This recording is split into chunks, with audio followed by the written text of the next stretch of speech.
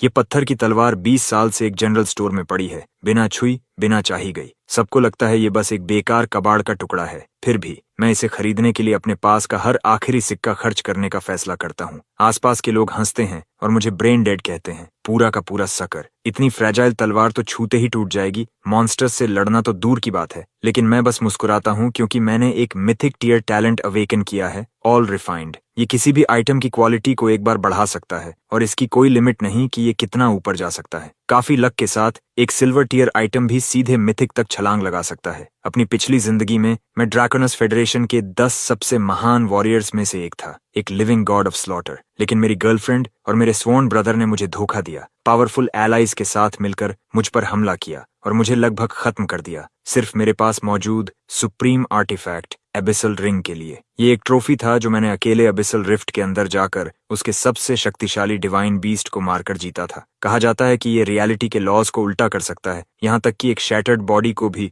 फिर से बना सकता है। मौत के किनारे पर रिग्रेट और हेट्रेड मेरे अंदर बराबर मात्रा में उभरते हैं। अगर मुझे कभी एक और जिंदगी मिली तो मैं तुम सबको चीर कर रख दूंगा। जब मैं दोबारा अपनी आंखें खोलता हूँ तो खुद को फिर से 18 साल की उम्र में पाता हूँ। अवेकनिंग सेरेमोनी के दिन मेरी इंडेक्स फिंगर पर एक पिच ब्लैक रिंग है। उस पर बने एंशिएंट डिवाइन मार्किंग्स पहले ही फीके पड़ चुके हैं। एबिसल रिंग ने सच में समय के बहाव को उलट दिया है। मैं अपने अंदर उठ रहे विचारों के तूफान को दबाता हूँ। इस दूसरी जिंदगी में मैं हर रिग्रेट को बदल दूंगा और डैनियल और एग्निया अपनी जान से इसकी कीमत चुकाएंगे। होस्ट का किलिंग इंटेंट क्रिटिकल थ्रेशोल्ड तक पहुंच गया है। God slayer class system bind हो रहा है। Binding complete. 1 initial spin awarded. Use now. अगले ही पल मेरे दिमाग में एक स्पिनिंग व्हील उभरता है जिसमें लाखों छोटे चमकते स्लॉट्स हैं। सिर्फ एक सोच के साथ मैं इसे स्पिन करने का आदेश देता हूँ। नीडल तेजी से घूमती है और आखिर में एक गोल्डन स्लॉट पर रुकती है। कंग्रेचुलेशंस होस्ट, आपने मिथिक टैलेंट प्राप्त किया है, ऑल रिफाइंड। डंजन के अंदर मिलने वाला कोई भी लूट क्वालिटी में अपग्रेड किया जा सकता है।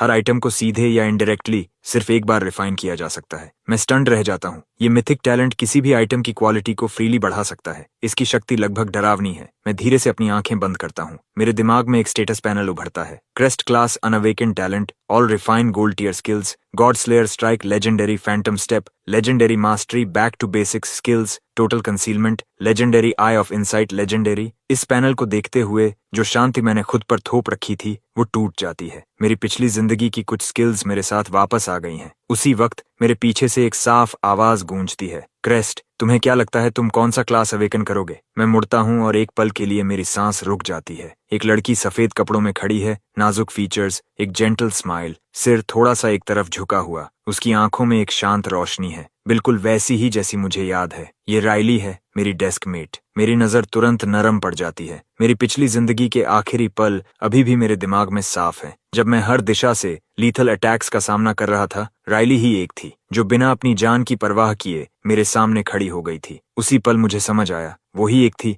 जिसने मुझे शुरू से अंत तक प्यार किया। वो बिना किसी रिग्रेट के अपनी जान देने को तैयार थी। उसे अब देखकर मेरे अंदर हजारों विचार उमड़ पड़ते हैं। मेरे पास कहने के लिए बहुत कुछ है और शुरुआत कहाँ से करूं ये नहीं पता। मेरी जलती हुई नजरों के नीचे राइली के गाल गुलाबी हो जाते हैं। तुम मुझे ऐसे क्यों देख रहे हो? उसे लंबे समय से मेरे लिए फीलिंग्स थीं और उसने कई बार इशारे भी किए थे, लेकिन मैंने हमेशा उसे नजरअंदाज किया। उसे पता था कि मेरी नजर सिर्फ स्कूल ब्यूटी एग्निया पर थी। मिस्टर स्टोनफेस, अब जाकर इस लड़की को नोटिस कर रहे हैं? तुम्हें बताने में बहुत देर हो गई। वो अपने हाथ कमर पर रखकर प्लेफुल अंदाज में मुस्कुराती है। धूप में उसका चेहरा चमकता हुआ लगता है, लेकिन जो वो एक्सपेक्ट नहीं करती वो मैं अगला करता हूँ। मैं आगे बढ़ता हूँ और उसे कसकर गले लगा लेता हूँ। राइली वहीं जम जाती है। उसका पूरा शरीर हल्का कांपता है, उसकी आंखें चौड़ी हो जाती हैं और लाल हो जाती हैं। वो लगभग अपना संतुलन खो देती है। क्या तुम क्या कर रहे हो? मैं उसे धीरे से छोड़ देता हूँ, चेहरे पर एक हल्की मुस्कान के साथ। मेरा अवेकनिंग बहुत डरावना होने वाला है। फिर मैं मुड़ जाता हूँ। हजारों शब्द मेरे सीने में भरे हैं, लेकिन मैं एक भी बाहर नहीं आने देता।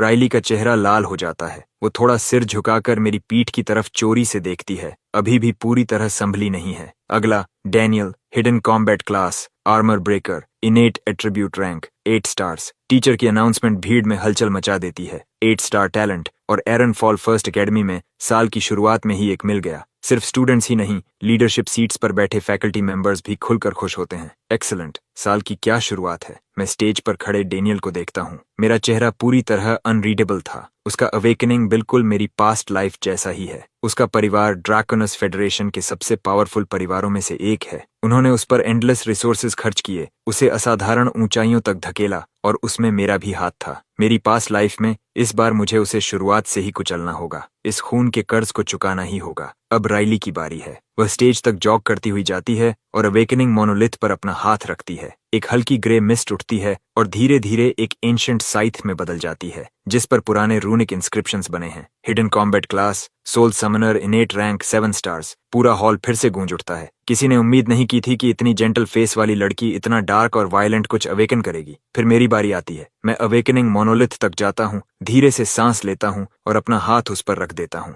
अगले ही पल दुनिया बदल जाती है। एक टेरिफाइंग एनर्जी सर्ज बाहर फूट पड़ती है जैसी पहले कभी नहीं देखी गई। हर स्टूडेंट और टीचर शॉक में आ जाता है। लीडरशिप रो में बैठे फैकल्टी मेंबर्स, 10 से ज्यादा लोग विजिबली कांपने लगते हैं। क्या ये 9 स्टार्स से ऊपर का टैलेंट हो सकता है? मैं खुद भी हैरान हूँ। मेरा ओरिजिनल स्टार्टिंग क्लास असैसिन होना चाहिए था, लेकिन जो फिनोमिनन मेरे आसपास हो रहा है वो किसी भी ऑर्डिनरी असैसिन के बस की बात नहीं। तभी सिस्टम जवाब देता है, a new class has been bound to you. हवा में भरी टेरिफाइंग एनर्जी इकट्ठा होती है और कंप्रेस होकर एक लॉन्ग सोर्ड का शेप लेने लगती है। उसकी 3 फुट ब्लेड के आसपास की स्पेस में हेयरलाइन क्रैक्स पड़ने लगते हैं। Awakening complete. Mythic class, blade saint. मेरा सिर घूमने लगता है। ये मिथिक है, लेजेंडरी से एक पूरा टियर ऊपर। इतिहास में किसी ने भी शुरुआत में मिथिक क्लास अवेकन नहीं किया। शायद मैं ही पहला हूँ। मैं तुरंत अपना passive skill total concealment activate करता हूँ और अपने ब्लेड सेंट क्लास को एक सिमिलर साउंडिंग सोर्ड चैनलर में डिस्गाइज कर देता हूँ। मैं किसी को नहीं बता सकता कि मैं असल में क्या हूँ। इससे जो ट्रबल आएगा वो वर्थ नहीं है। अवेकनिंग मोनोलिथ के आसपास का फिनोमिनन शांत हो जाता है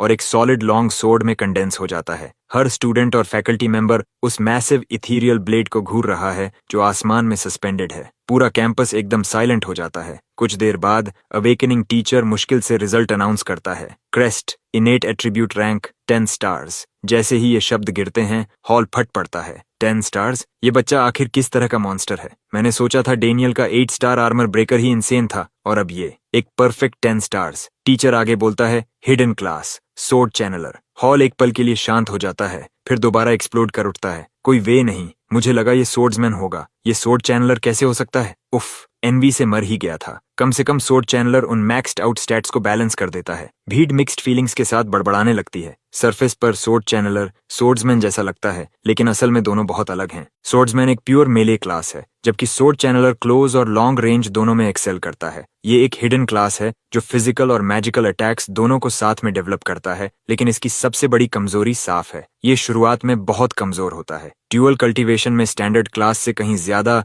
एट्रीब्यूट इन्वेस्टमेंट चाहिए होता है, इसलिए अर्ली स्टेजेस में सोर्ड चैनलर एक ऑर्डिनरी सोर्ड्समैन से काफी पीछे रह जाता है। मैं अपना एक्सप्रेशन फ्लैट रखता हूँ। अगर मेरा असली क्लास ब्लेड सेंट सामने आ गया तो उसके कॉन्सिक्वेंसेस डबल एज्ड सोर्ड होंगे। ये रिस्क मैं नहीं ले सकता। फैकल्टी सीट्स भी उतनी ही जोर से गूंज रही हैं। गुड हेवंस, एक हिडन क्लास और 8-10 स्टार एट्रीब्यूट्स। आर्नफॉल सिटी में ऐसा टैलेंट दशकों में नहीं मिलेगा। हाँ, सोर्ड चैनलर शुरुआत में वीक होता है, लेकिन लेट गेम में इसकी पोटेंशियल इमेंस होती है। बस इसे पीक तक पहुंचने के लिए इनॉर्मस रिसोर्सेज चाहिए। डायरेक्टर होल्टन, स्कूल वॉल्ट में जाओ और तुरंत एक मैरो एसेंशन पिल लेकर आओ। मैं इसे स्टूडेंट को रिवॉर्ड के तौर पर दे रहा हूँ। प्रिंसिपल ग्रेसन का एक्सप्रेशन गंभीर है। वो डिसाइसिवली अपना हाथ हिलाते हैं। जैसे ही मैं स्टेज से नीचे उतरता हूँ, मैं देखता हूँ डैनियल और एग्निया मुझे घूर रहे हैं, विजिबली शेकन। डैनियल की मुट्ठियां भींची हुई हैं, उसकी आंखें डार्क हैं। वो डैनियल फैमिली का एल्डेस्ट सन है। उसे स्कूल का सबसे टैलेंटेड पर्सन होना था और मैंने उससे सब कुछ छीन लिया। वह झुकता है और आग्ना के कान में कुछ फुसफुसाता है। उसकी आंखें चौड़ी हो जाती हैं। क्या तुम इस बारे में श्योर हो? रिलैक्स, तुम्हें इसे ज्यादा देर तक सहना नहीं पड़ेगा। ज्यादा से ज्यादा कुछ साल, जब तक हम उससे जितना निकाल सकते हैं निकाल लें। फिर किसी डंजन के अंदर मौका ढूंढकर उसे खत्म कर देंगे। एजी धीरे से सिर हिलाती है। उसके चेहरे पर एक ठंडी मुस्कान फैल जाती है। मैं ये सब देखता हूँ। दूरी इतनी ज्यादा है कि एक शब्द भी सुन नहीं सकता, लेकिन मुझे जरूरत भी नहीं है। मुझे पहले से सब पता है। जब उन्हें लगता है कि मैं उनकी तरफ देख रहा हूँ तो वो इसे ग्रीटिंग समझ लेते हैं। डैनियल तो मुस्कुराते हुए हाथ भी हिलाता है। हर एंगल से इनोसेंस की तस्वीर। एग्निया अपने बाल झटकती है और मुझे एक फ्लर्टेशियस विंक देती है, लेकिन अंदर से वो सिर्फ कंटेम्प्ट से भरी है।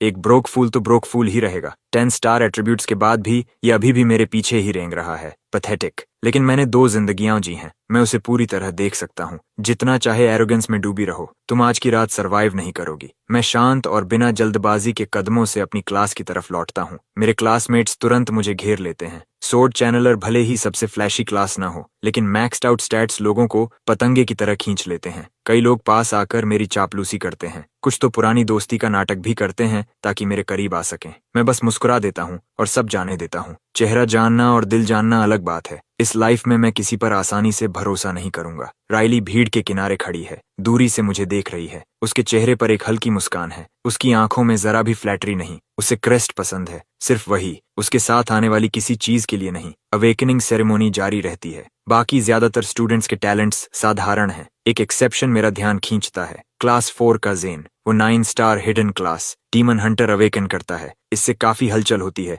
लेकिन मेरे 10 स्टार्स के सामने इवन 9 स्टार भी वैसी लहर नहीं बना पाता। मैं जेन को ध्यान से देखता हूँ, सोच में डूबा हुआ। मेरी पास्ट लाइफ में वो बिगिनर डंजन के अंदर मर गया था। अवेकनिंग सेरेमोनी खत्म होने के बाद मैं अपने डॉर्म में लौटता हूँ और अपना पर्सनल स्टेटस पैनल खोलता हूँ। Crest level 1, class blade saint, mythic tier, words only, strength 10, constitution 10, agility 10, spirit 10, luck 10, talent all refine, primal sword soul, skills god slayer strike, total concealment, phantom step, eye of insight. यही होता है 10 star full attributes का मतलब। हर stat 10 से शुरू होता है। Level 1 पर ही कुल 50 पॉइंट्स। मेरे बेस स्टैट्स पहले से ही लेवल 5 के अवेकेंट फाइटर्स के बराबर हैं। मैं अपने पैनल में एक एडिशनल टैलेंट नोटिस करता हूँ, प्राइमल सोर्ड सोल। जैसे ही मैं पढ़ता हूँ कि ये क्या करता है, मेरी सांस रुक जाती है। ये मुझे किसी भी सोर्ड स्किल को सीखने की अनुमति देता है, बिना किसी प्री रिक्विजिट के। सभी सोर्ड स्किल्स का डैमेज, स्पीड और मास्टरी ग्रोथ 300% बढ़ जाता है, और ये इफेक्ट मेरे रैंक बढ़ने के साथ और मजबूत होता जाता है। मैं उन नंबर्स को अविश्वास से देखता हूँ। बाकी सब छोड़ भी दें, सिर्फ 3 गुना सोर्ड स्किल डैमेज ही काफी है। इसका मतलब है कि सबसे बेसिक आयरन सोर्ड के साथ भी मैं लेवल 3 से नीचे के किसी भी मॉन्स्टर को सोलो कर सकता हूँ, और ये तब है जब मुझे एक भी सोर्ड टेक्निक नहीं आती, और इसके ऊपर मेरे पास पास्ट लाइफ के स्किल्स भी हैं। प्रैक्टिकली मैं एक डुअल क्लास फाइटर जैसा हूँ, और अगर सोर्ड कभी काफी न हो तो मुझे बस एक डैगर निकालना होगा। कल सुबह बिगिनर डंजन डिसेंड करेगा, हर न्यूली अवेकेंड प्लेयर उसमें खींच लिया जाएगा, कोई एक्सेप्शन नहीं। मेरी पास्ट लाइफ में मैंने हिडन बॉस से बचकर निकलना चुना था। वो बहुत खतरनाक था, लेकिन इस बार मुझे उसके पीछे जाना ही होगा। मैं अभी शुरुआत में हूँ और मुझे हर रिसोर्स चाहिए। थोड़ा रिस्क लेना बनता है। मैं अकेला जाऊंगा और हिडन बॉस को खुद खत्म करूंगा। जहां तक राइली की बात है, वो ठीक रहेगी। मेरी पास्ट लाइफ के अनुसार उसने दूसरे ग्रुप के साथ सेफली डंजन कंप्लीट किया था, बिना एक स्क्रैच के। अब रिवेंज के बारे में सोचने का समय है। मेरे होंठों के कोने पर एक ठंडी मुस्कान उभरती है जब मैं अग्ना का भेजा हुआ मैसेज देखता हूँ। क्रेस्ट, क्या तुम्हें हमेशा से मैं पसंद नहीं थी?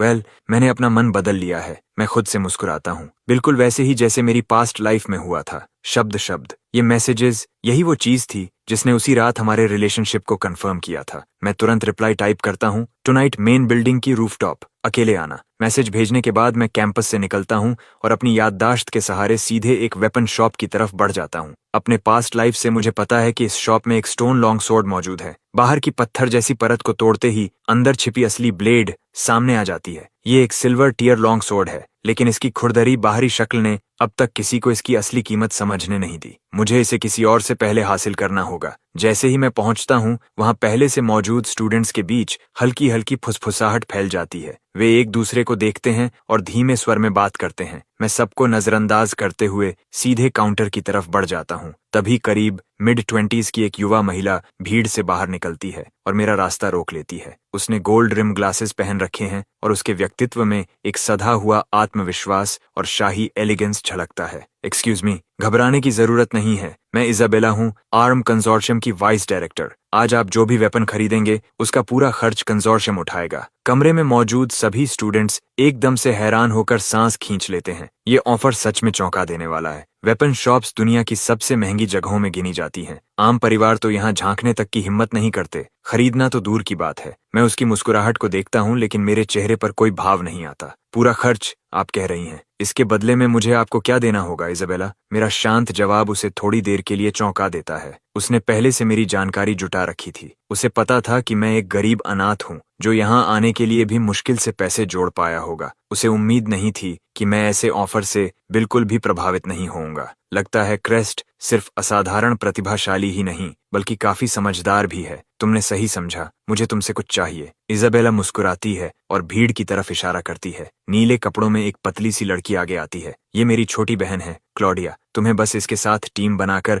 बिगिनर डंजन में इसकी रक्षा करनी होगी। बदले में मैं तुम्हारे चुने हुए किसी भी वेपन का खर्च उठाऊंगी। क्या कहते हो? मैं बिल्कुल भी प्रभावित नहीं होता। मैं क्लॉडिया को ध्यान से देखता हूँ। उसकी आंखों के पीछे एक शांत गर्व छिपा हुआ है। उसका टैलेंट शायद मुझसे कम हो, लेकिन उसके पास पैसा है और बहुत ज्यादा है। इस तरह के सौदे मेरे लिए नए नहीं हैं। सिर्फ न्यूली अवेकेंड प्लेयर्स ही बिगिनर डंजन में जा सकते हैं। कोई फैमिली गार्ड या हायर्ड फाइटर उनके साथ अंदर नहीं जा सकता। इसका मतलब है कि ओरम फैमिली की दूसरी बेटी को एक खतरनाक जगह में बिना किसी सुरक्षा के जाना होगा। जाहिर है उसे अपने साथ एक मजबूत फाइटर चाहिए और मैं इसके लिए एकदम सही हूँ। ये सोचकर मेरे चेहरे पर हल्की मुस्कान आ जाती है। मैं अपनी ठुड्डी सहलाता हूँ और जितना हो सके उतना मासूम चेहरा बनाता हूँ। ठीक है, फिर मुझे फ्रॉस्ट फैंग ड्रैगन ब्लेड चाहिए। जैसे ही मैं यह कहता हूँ, इजाबेला की आंखों में हल्का सा बदलाव आता है। उसे बिल्कुल उम्मीद नहीं थी कि मैं इतनी बड़ी मांग रखूंगा। फ्रॉस्ट फैंग ड्रैगन ब्लेड एक डायमंड टियर वेपन इस शॉप की सबसे कीमती चीज है, जिसकी कीमत लाखों एडवेंट कॉइन्स में है। उसके जैसी अमीर इंसान के लिए भी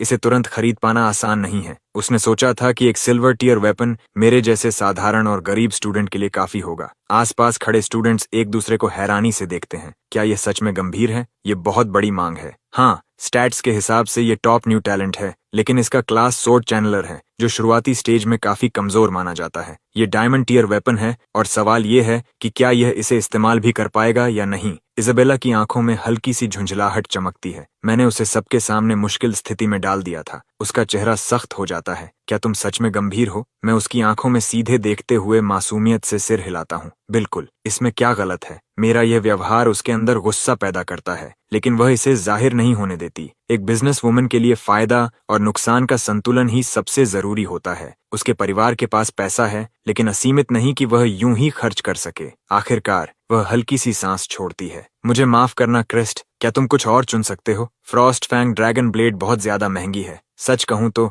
मुझे नहीं लगता कि तुम्हारी मौजूदा ताकत इतनी बड़ी इन्वेस्टमेंट को सही ठहराती है। अगर तुम सिल्वर टियर वेपन चुनो तो मैं खुशी से मान जाऊंगी। वह एक पेशेवर मुस्कान देती है। मैं सिर हिलाता हूँ। मेरी आवाज सीधी और अंतिम होती है। तो फिर रहने दीजिए, या तो वही सोर्ड या कुछ भी नहीं। इजाबेला की भौहें हल्की सिकुड़ जाती हैं। उसकी आंखों में असंतोष की झलक उभरती है। क्या तुम पक्का कह रहे हो? मेरे चेहरे पर कोई बदलाव नहीं आता। बिल्कुल पक्का। उसकी नजर ठंडी हो जाती है। वह हल्का सा सिर हिलाती है। ठीक है फिर क्लॉडिया, चलते हैं। क्लॉडिया मुझे एक संतुलित नजर से देखती है। ये पहली बार है जब उसने अपनी बहन को किसी नेगोशिएशन में पीछे हटते देखा है। इससे उसके मन में मेरे लिए एक अलग ही छाप बनती है। ये क्लासमेट सिर्फ असाधारण टैलेंट वाला नहीं है, इसका दिमाग भी कुछ अलग ही स्तर का है। उनके जाते ही मैं धीरे से सांस छोड़ता हूँ। मेरा कभी इरादा था ही नहीं मानने का, लेकिन सीधा इनकार करने से और दबाव बढ़ जाता। फ्रॉस्ट फैंग ड्रैगन ब्लेड मांगना सबसे आसान तरीका था उन्हें पीछे हटाने का। वैसे भी मैं डंजन के सबसे खतरनाक जोन में अकेले जाकर हिडन बॉस से लड़ने वाला हूँ। क्लॉडिया को साथ लाना इसे नामुमकिन बना देता।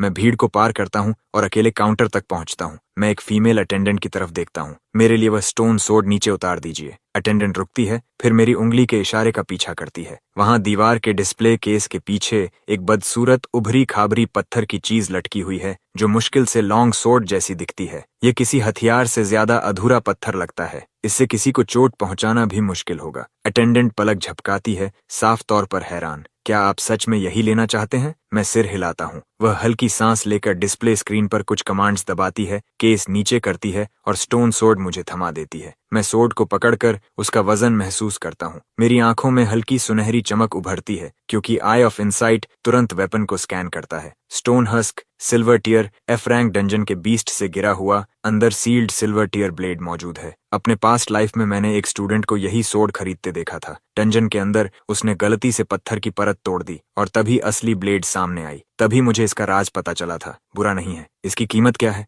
मैं एक हाथ में सोर्ड पकड़े पूछता हूँ। हमारे मैनेजर की पॉलिसी के अनुसार अवेकनिंग डे पर सभी न्यूली अवेकेंड प्लेयर्स को उनके एट्रीब्यूट रैंक के आधार पर डिस्काउंट मिलता है। जिनके पास 5 स्टार्स या उससे ज्यादा होते हैं, उन्हें वेपन्स 50% डिस्काउंट पर मिलते हैं। ये स्टोन सोर्ड सामान्यतः 8000 एडवेंट कॉइन्स की है, लेकिन आपके डिस्काउंट के बाद यह 500 में पड़ेगी। मैं हल्का सा सिर हिलाता हूँ। ये मैं संभाल सकता हूँ। सामान्य सिल्वर टियर वेपन्स की कीमत लगभग 10,000 से शुरू होती है। अगर इसकी पत्थर की परत टूट जाए तो इसकी कीमत कम से कम 10 गुना हो जाएगी और इस वक्त मेरी पूरी बचत भी 500 कॉइन्स ही है। ट्रांजैक्शन पूरा होता है और सोड मेरी हो जाती है। आपकी खरीदारी के लिए धन्यवाद। अटेंडेंट हल्का झुककर मुस्कुराती है, एक अभ्यास की हुई मुस्कान जो आंखों तक नहीं पहुंचती। आसपास खड़े स्टूडेंट्स हैरान रह जाते हैं। क्या यह पागल हो गया है? सस्ता है, लेकिन क्या इससे कुछ मारा जा सकता है? यह खरीदना तो आत्महत्या जैसा है। लेकिन भीड़ में एक चश्मा पहने स्टूडेंट सोच में पड़ जाता है। डंजन में स्टोन वेपन्स अक्सर गिरते हैं, लेकिन वे आमतौर पर बेकार होते हैं, एक ही वार में टूट जाते हैं। हालांकि बहुत ही कम संभावना होती है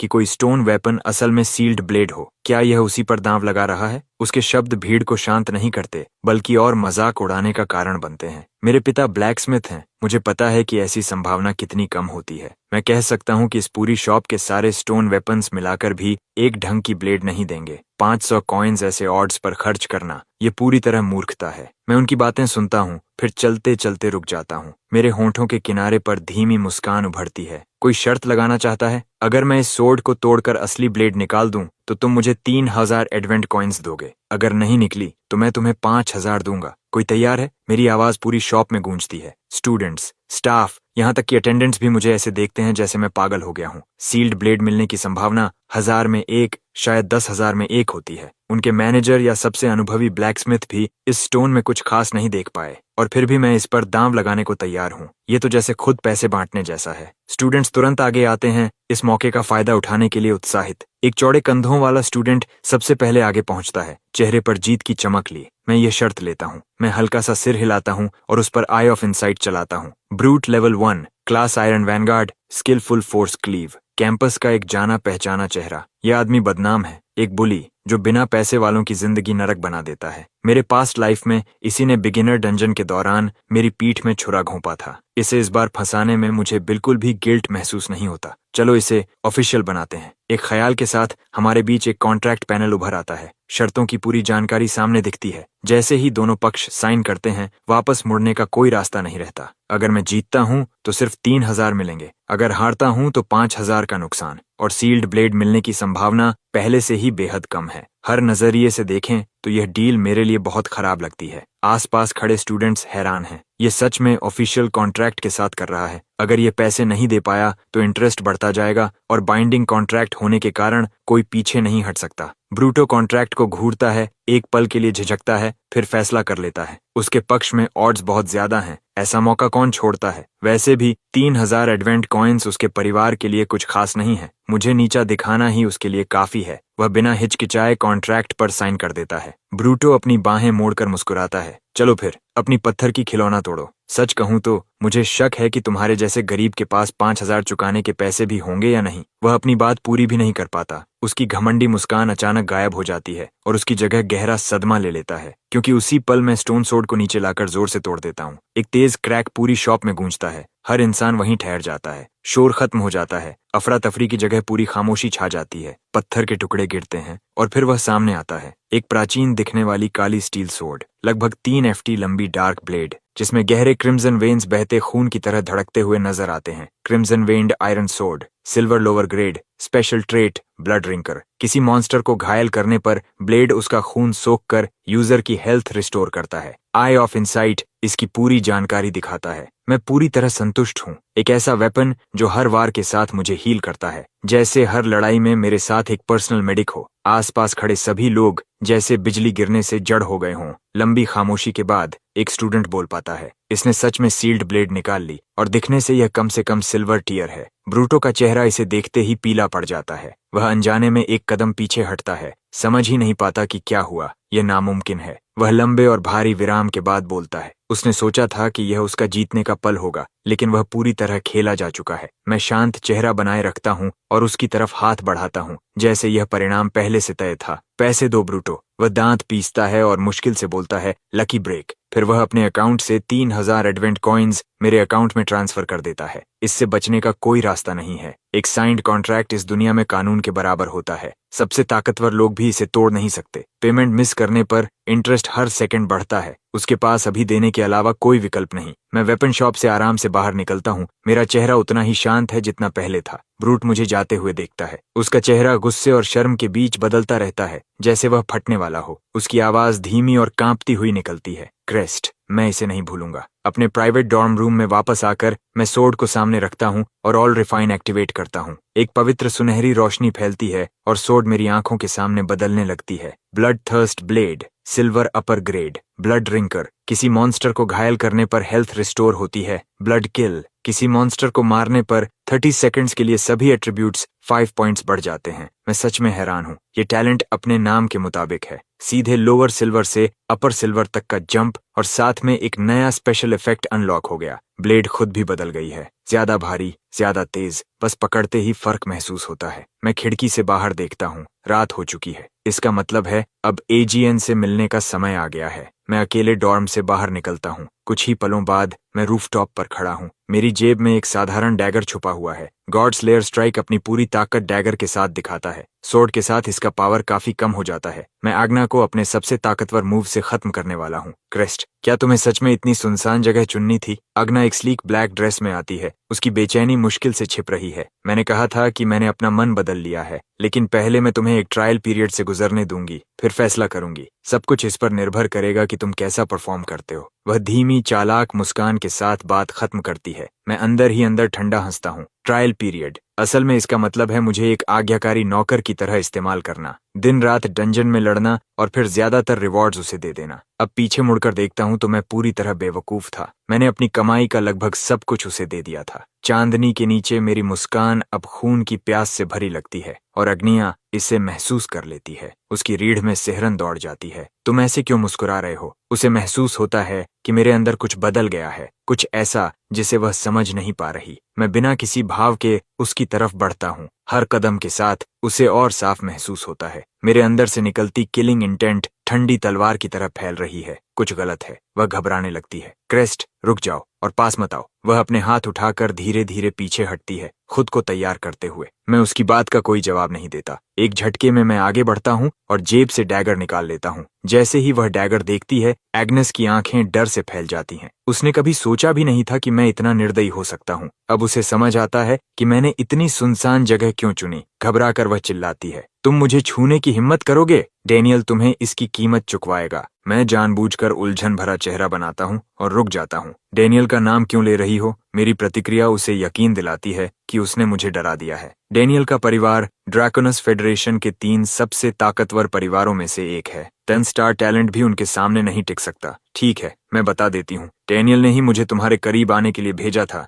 तुम अब तक समझ ही गए होंगे, इसीलिए मैं नाटक खत्म कर रही हूँ। क्या तुम्हें सच में लगा कि तुम्हारे जैसे गरीब इंसान से मैं प्रभावित हो जाऊंगी और तुम मुझे मारना चाहते हो? कितना हास्यास्पद है। सिर्फ डेनियल का नाम लेना ही तुम्हें रोकने के लिए काफी है। वह घमंड से भरी खड़ी रहती है। उसकी मुस्कान ठंडी और निर्दयी है, लेकिन उसे जो मिलता है वह उसकी उम्मीद से बिल्कुल अलग है। मैं न कांपता हूँ न हिचकिचाता हूँ। मेरी आवाज पूरी तरह शांत होती है। अच्छा, मरने के लिए तैयार हो? वह एकदम स्थिर हो जाती है। उसे लगा था कि उसका नाम मुझे रोक देगा, इसलिए उसने इतने जहरीले शब्द बोले। हिम्मत है तो करके दिखाओ। वह अपनी बात पूरी भी नहीं कर पाती। मैं हरकत करता हूँ। मेरा पूरा शरीर खून जैसे लाल प्रकाश की एक लकीर बन जाता है, एक भयानक लहर जो आग्ना को एक पल में निगल लेती है। उसे लगता है जैसे वह खून के समुद्र और लाशों के पहाड़ों में डूब गई हो। चारों तरफ चीखती आत्माओं की आवाज गूंज रही हो। ब्लेड उसकी गर्दन पर एक सीधी रेखा खींच देता है। उसकी आंखों में सिर्फ अविश्वास बचता है। उसका सारा घमंड एक पल में खत्म हो जाता है। उसका शरीर गिर जाता है। मैं उसके शरीर की तरफ देखता हूँ। मेरे अंदर एक अजीब संतोष है और उसके नीचे गहरी थकान। मेरा दिमाग धुंधला होने लगता है। स्पिरिट एनर्जी खत्म होने के संकेत। गॉड स्लेयर स्ट्राइक अभी भी बहुत महंगा है। मेरे मौजूदा लेवल पर मैं इसे पूरी ताकत से इस्तेमाल भी नहीं कर सकता। थोड़ी देर आराम करने के बाद मैं झुकता हूँ और एग्नेस की जेब से उसका फोन निकालता हूँ। मैं हमारे बीच के सारे मैसेजेस डिलीट करता हूँ, फिर फोन को अपने हाथ में तोड़ देता हूँ। जैसे ही मैं डॉर्म में वापस आता हूँ, दरवाजे के बाहर एक बॉक्स रखा मिलता है जिसके ऊपर प्रिंसिपल ग्रेसन के साइन वाला लेटर है। बॉक्स के अंदर 2 चीजें हैं, मैरो एसेंशन पिल, गोल्ड, मिड ग्रेड। इसे लेने पर शरीर को अंदर से साफ करता है और फिजिकल एट्रीब्यूट्स बढ़ाता है। हर व्यक्ति पर सिर्फ एक बार असर करता है। मौजूदा कीमत 200,000 advent coins, serpent scale shadow armour silver mid grade, एक मास्टर आर्मर स्मिथ द्वारा बनाया गया, पहनने पर फुसफुसाहट जितना शांत और क्लॉज, ब्लेड्स व अन्य शार्प अटैक्स को रोकने में सक्षम। कीमत 5000 एडवेंट कॉइन्स। मेरी आंखें तेज हो जाती हैं। ग्रेसन बिल्कुल भी कंजूसी नहीं करता,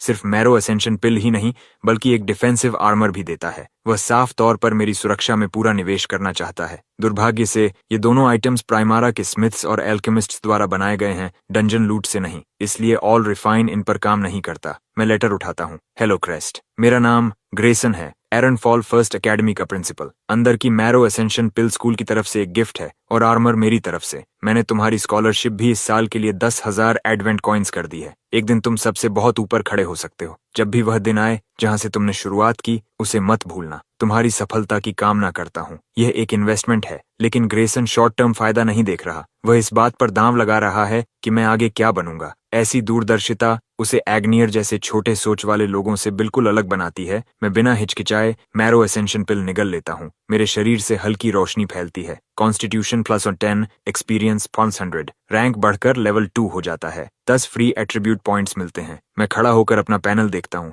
मैं सारे डन पॉइंट्स एजिलिटी में डाल देता हूँ। सोर्ड क्लास के लिए स्पीड और फ्लूइडिटी ही सब कुछ होती है। ये मेरे पास्ट लाइफ के असैसिन से बहुत अलग नहीं है। फिर मैं लेट जाता हूँ, आंखें बंद करता हूँ और नींद को खुद पर हावी होने देता हूँ। गॉड स्लेयर स्ट्राइक ने मेरे शरीर पर भारी असर डाला है। पूरी ताकत पाने के लिए मुझे आराम चाहिए। जब मैं उठता हूँ तब तक अगली सुबह हो चुकी होती है। जैसे ही मैं आंखें खोलता हूँ, गहरे नीले प्रकाश का एक स्तंभ मुझे घेर लेता है। अगले ही पल मेरा शरीर प्राइमारा से गायब हो जाता है। जब मैं फिर से आंखें खोलता हूँ, एक जंगल में खड़ा हूँ। आसपास की वनस्पति खतरनाक ऊर्जा से भरी हुई है। मैं ब्लड थर्स्ट ब्लेड निकालता हूँ और आगे बढ़ता हूँ। आगे से एक चीख सुनाई देती है। एक फीमेल प्लेयर का शरीर पेड़ों से गिरता है। उसके घाव साफ बताते हैं कि यह किसी कार्निवरस एप का काम है। तभी एक भयानक दहाड़ गूंजती है। एक विशाल और डरावना एप ऊपर से कूदता है। दोनों हाथ जोड़कर हथौड़े की तरह सीधे मेरी तरफ वार करता है। मैं तेजी से साइड स्टेप करता हूँ और मुश्किल से बचता हूँ। मैंने ये पहले ही भांप लिया था। इस मॉन्स्टर ने बॉडी का इस्तेमाल मुझे डिस्ट्रैक्ट करने के लिए किया। मैंने जानबूझकर इसे ऐसा करने दिया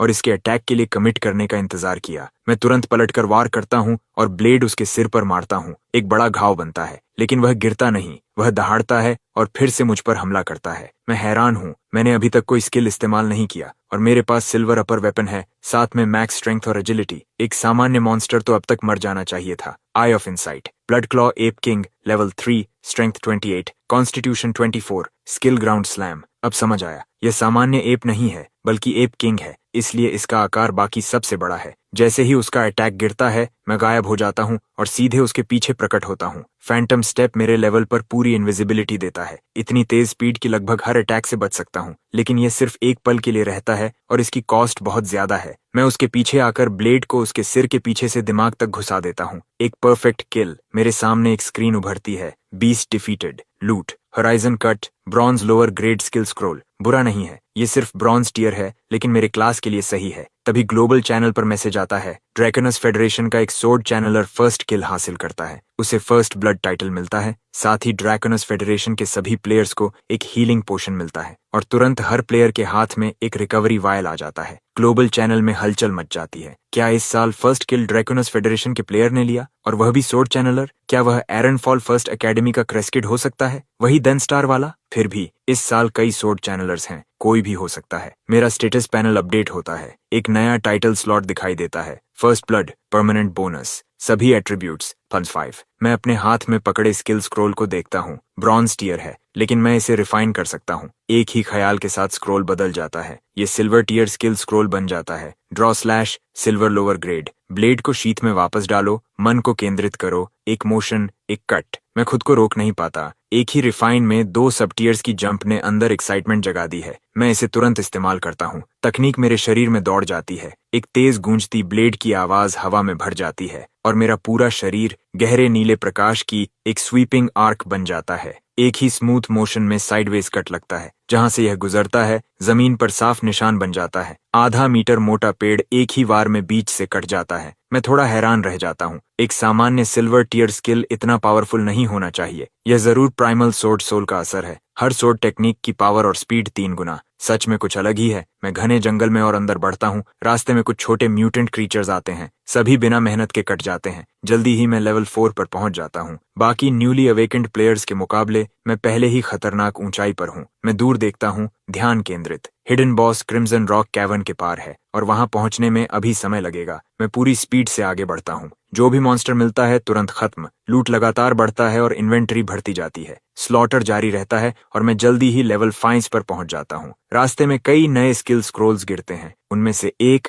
bronze lower grade sword technique all refine के बाद thunder strike blade art silver mid grade बन जाती है। मैं मुस्कुराता हूँ और स्क्रोल को हाथ में तोड़ देता हूँ। तुरंत बिजली ब्लड थर्स्ट ब्लेड के चारों तरफ लिपट जाती है, जैसे एन्चांटमेंट हो। ब्लेड की शार्पनेस और स्ट्राइकिंग पावर एक लेवल ऊपर चली जाती है। तभी एक ग्रे बैक वाइल्ड वुल्फ झाड़ियों से निकलकर सीधे मुझ पर झपटता है। मैं ब्लेड उठाता हूँ और वार करता हूँ। बिजली एक पल में उसे चीर देती है और वह वहीं गिर जाता है। जैसे ही मैं सोर्ड शीथ करने लगता हूँ, आगे जंगल से एक साथ कई आवाजें गूंजती हैं। मेरी पकड़ टाइट हो जाती है। मैं देखता हूँ, हर दिशा से दर्जनों ग्रे बैक म्यूटेंट वुल्व्स मुझे घेर रहे हैं। तेज पंजे जो इंसान को पल भर में चीर सकते हैं। मेरे शरीर में ठंडी लहर दौड़ती है। इससे बुरा लक नहीं हो सकता। ये कम से कम स्मॉल बीस्ट टाइड है। कोई भी सामान्य टीम यहाँ खत्म हो जाती। एक पल के लिए मैं सोचता हूँ, फैंटम स्टेप मुझे बाहर निकाल सकता है, लेकिन इतना एक्सपीरियंस छोड़ना मैं नहीं चाहता। मैं अपनी जीभ होंठों पर फेरता हूँ। मेरी आंखों में एक भूखी चमक आती है। आई ऑफ इनसाइट से मैं पैक को स्कैन करता हूँ। उनकी एजिलिटी अच्छी है, लेकिन मुझसे कम।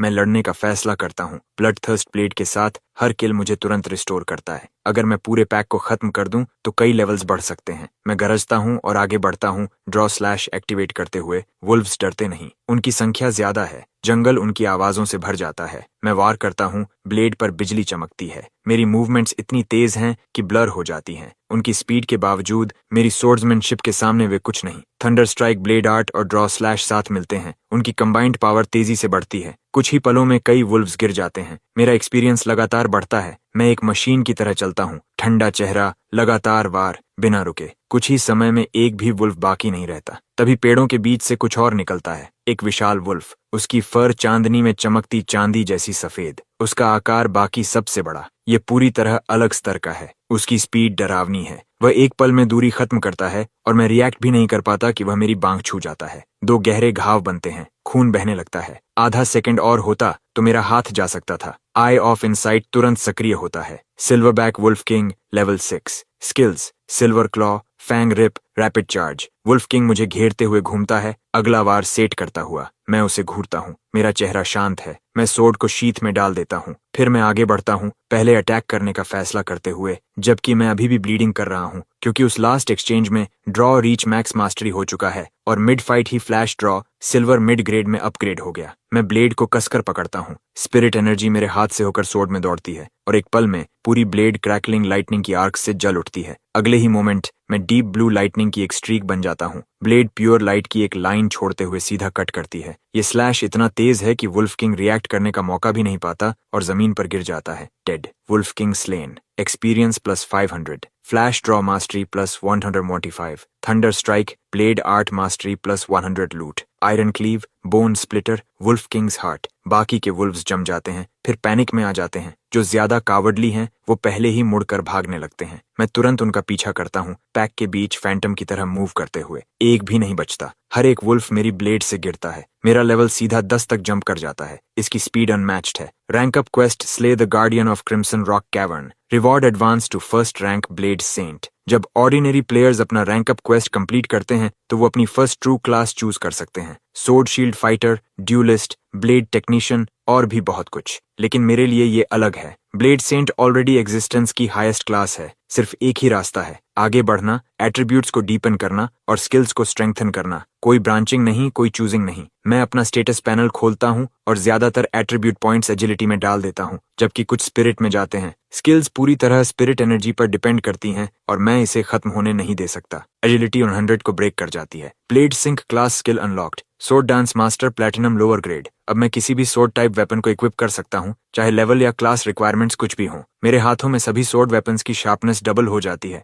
मेरी आंखें फ्लिकर करती हैं। ये एक पावरफुल इफेक्ट है। इसका मतलब है कि मैं गेम के हाईएस्ट टियर सोर्ड वेपन्स भी इक्विप कर सकता हूँ। अभी मेरे पास स्किल्स का एक सॉलिड सेट है। अब टाइम है क्रिम्सन रॉक कैवर्न का सामना करने का। मैं अपने याद किए हुए राउट को फॉलो करता हूँ और आगे बढ़ता हूँ। जैसे ही हिडन बॉस गिरता है, डंजन खत्म हो जाएगा। ये सोचकर मैं टोटल कंसीलमेंट एक्टिवेट करता हूँ, अपने किल काउंट और लेवल को पूरी तरह हाइड कर देता हूँ। वंस एक्टिव, डंजन का एब्सोल्यूट सिस्टम भी इसे ट्रैक नहीं कर सकता। इसका मतलब है कि मैं किसी भी लीडर बोर्ड पर दिखाई नहीं दूंगा। अभी के लिए यही मुझे चाहिए, लेकिन कंसीलमेंट कितना भी डीप क्यों न हो, डंजन खत्म होते ही ट्रू रैंकिंग्स सामने आ जाएंगी, और जब वो सामने आएंगी, मेरे रिजल्ट्स पूरी दुनिया को हिला देंगे। अभी के लिए मुझे शांत रहना है। जब मैं हिडन बॉस का सामना करूंगा, मैं किसी भी कॉम्प्लिकेशन का रिस्क नहीं ले सकता। उसी समय एरन फॉल फर्स्ट एकेडमी के कॉन्फ्रेंस रूम के अंदर स्कूल का सीनियर स्टाफ टेंस साइलेंस में खड़ा है। हर किसी की नजर सामने लगी स्क्रीन पर है। Beginner dungeon 144 leader board. First place level 8 Lucas, second level 7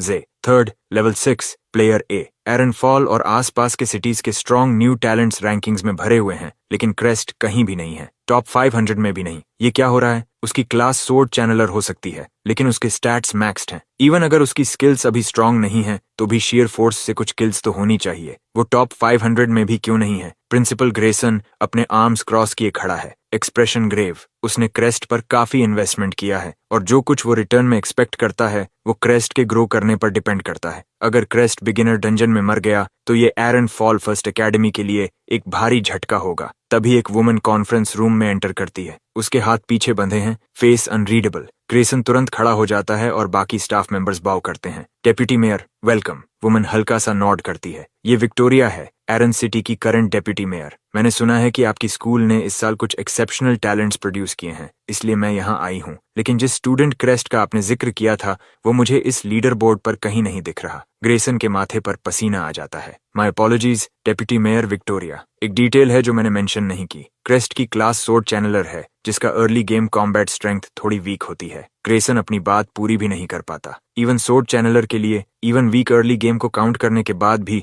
ऐसा कोई रीजन नहीं है कि वो इतना पीछे रह जाए। एक सिंगल डंजन के टॉप 500 में भी नहीं। ग्रेसन और बाकी फैकल्टी मेंबर्स सब दबाव को महसूस करते हैं। कोई भी इसे समझ नहीं पा रहा। क्या क्रेस्ट की लक सच में इतनी खराब हो सकती है? सीधे मॉन्स्टर क्लस्टर में ड्रॉप होकर आते ही मारा गया। प्लीज अभी अलार्म्ड मत होइए डेप्यूटी मेयर। क्रेस्ट के अलावा इस साल हमारे पास और भी स्ट्रॉन्ग प्रोस्पेक्ट्स हैं। जेन, 9 star talent, hidden class, demon Hunter. ये इस साल का हमारा सबसे बड़ा सरप्राइज है क्रेस्ट के बाद। फिलहाल सेकंड प्लेस पर है और स्ट्रॉन्ग फाइट कर रहा है। ये हमारा बेस्ट कैंडिडेट है लूकस फ्रॉम स्टोनर सिटी को चैलेंज करने के लिए। और एक यंग वुमन है जिसने hidden class soul summoner awaken किया है। 7 स्टार टैलेंट। उसके पास रियल पोटेंशियल है, अभी 19th रैंक पर है। और डैनियल फैमिली का eldest son, 8 star innate talent, hidden class armour breaker, फिलहाल 4th पोजीशन पर है। ग्रेसन एक एक करके पूरी लिस्ट गिना देता है, हर स्टैंड आउट स्टूडेंट को कवर करते हुए जो स्कूल ने इस साल प्रोड्यूस किए हैं। विक्टोरिया का एक्सप्रेशन स्टेडी रहता है। वो हल्का सा नॉड करती है। ये जेन सच में इम्प्रेसिव है, एक रियल डार्क हॉर्स। लेकिन स्टोनर सिटी का ये न्यू टैलेंट लूकस, वो बिल्कुल अलग लेवल पर है। 10 star innate talent, hidden class blade berserker. वो इस जनरेशन का डिफाइनिंग जीनियस है। मैं सिर्फ इतना चाहती हूँ कि एरन फॉल से कोई एक प्लेयर उसके साथ पेस बनाए रखे, या कम से कम बहुत पीछे ना रहे। अगर इस साल एरन फॉल बॉटम पर फिनिश करता है, तो अगले साल पिलर अलायंस ज्वाइन करने की एलिजिबिलिटी खो देगा। ये कहते हुए विक्टोरिया की आंखों में हल्की चिंता दिखती है। और ठीक उसी मोमेंट मैं डंजन के अंदर गहराई में हूँ, अपने रास्ते में आने वाली हर चीज को काटता हुआ, जब तक कि मैं आखिरकार क्रिम्सन रॉक कैवर्न के एंट्रेंस तक नहीं पहुंच जाता। बिना किसी वार्निंग के गॉब्लिन्स का एक क्लस्टर कैवर्न से बाहर दौड़ता हुआ आता है। छोटे बदबूदार क्रीचर्स, ब्लेड के कुछ लाइटनिंग लेस्ड स्विंग्स, और वो कुछ कर भी पाते उससे पहले ही सब खत्म हो जाते हैं। फिर अंदर से एक थंडरस क्रैश गूंजता है और एक मैसिव शेप अंदर से बाहर फटकर निकलती है। मसल्स कॉइल्ड आयरन चेन्स जैसे, डीप ग्रीन स्किन, लिजर्ड और गॉब्लिन का हाइब्रिड, मैसिव और ब्रूटिश, लेकिन अपने छोटे किन जितना कनिंग नहीं।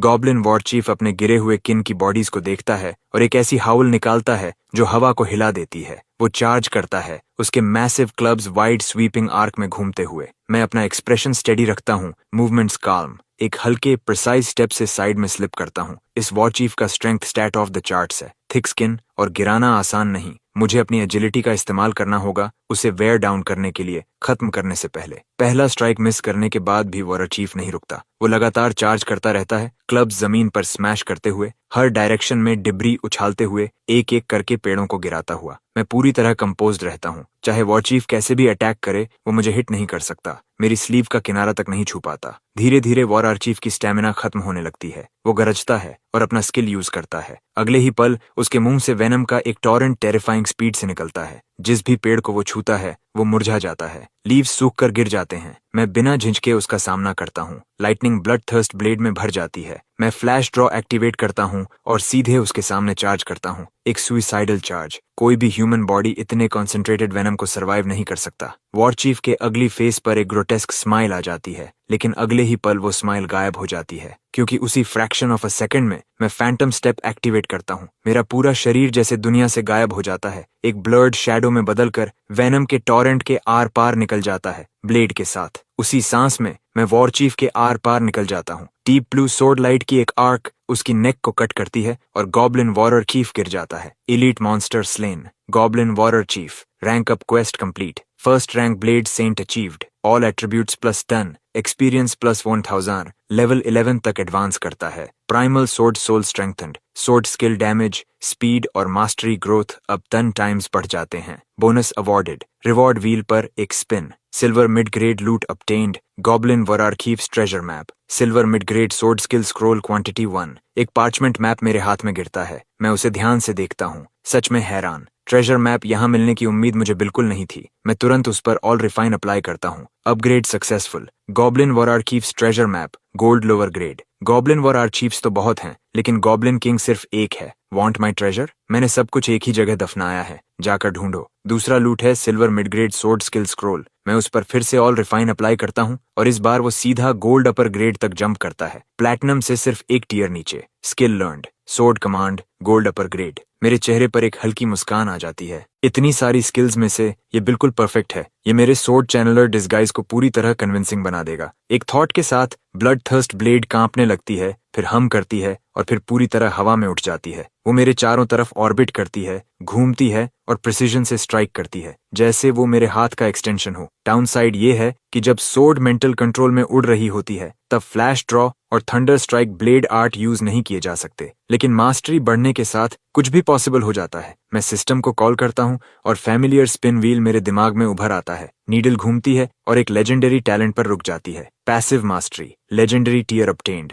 अब सभी स्किल्स हर समय ऑटोमेटिकली मास्टरी में ग्रो करेंगी। मैं डिस्क्रिप्शन को देखता रह जाता हूँ, सच में स्टन्ड। मैं सिर्फ एग्जिस्ट करके स्ट्रॉन्गर हो जाऊंगा। मैं क्रिम्सन रॉक कैवर्न में कदम रखने ही वाला था कि रुक जाता हूँ। मेरे पीछे फुटस्टेप्स। अगले ही पल एक एरो हवा को चीरता हुआ सीधे मेरे सिर के पीछे आता है। मैं हल्का सा सिर झुकाता हूँ और एरो साफ मिस हो जाता है। मेरी आंखों में कोल्ड किलिंग इंटेंट चमक उठती है। उस एरो की क्राफ्ट्समैनशिप से साफ है ये ह्यूमन एम्बुश है। 4 फिगर्स अंडरग्रोथ से बाहर आते हैं, हर एक अलग वेपन के साथ। एक आयरन वैनगार्ड, एक रेंजर और 2 मेजेस। और उनमें वो भी है जिसे देखने की उम्मीद मुझे सबसे कम थी, ब्रूटो। हर जगह में, हर इंसान में वही ब्रूटो। उसके चेहरे पर विशियस ग्रिन फैल जाती है। वो इस मोमेंट की कल्पना तब से कर रहा था जब वो हारा था। अगर डंजन में कभी मेरा सामना हुआ तो वो क्या करेगा? क्या लकी ब्रेक है? ब्रूटो की आंखों में खुला किलिंग इंटेंट जल रहा है। उसके टीममेट्स वेपन्स उठा लेते हैं और कॉम्बैट स्टैंस में आ जाते हैं। तुम सच में सोचते हो कि तुम कुछ लोग मुझे गिरा दोगे? मैं ग्रुप को स्कैन करता हूँ।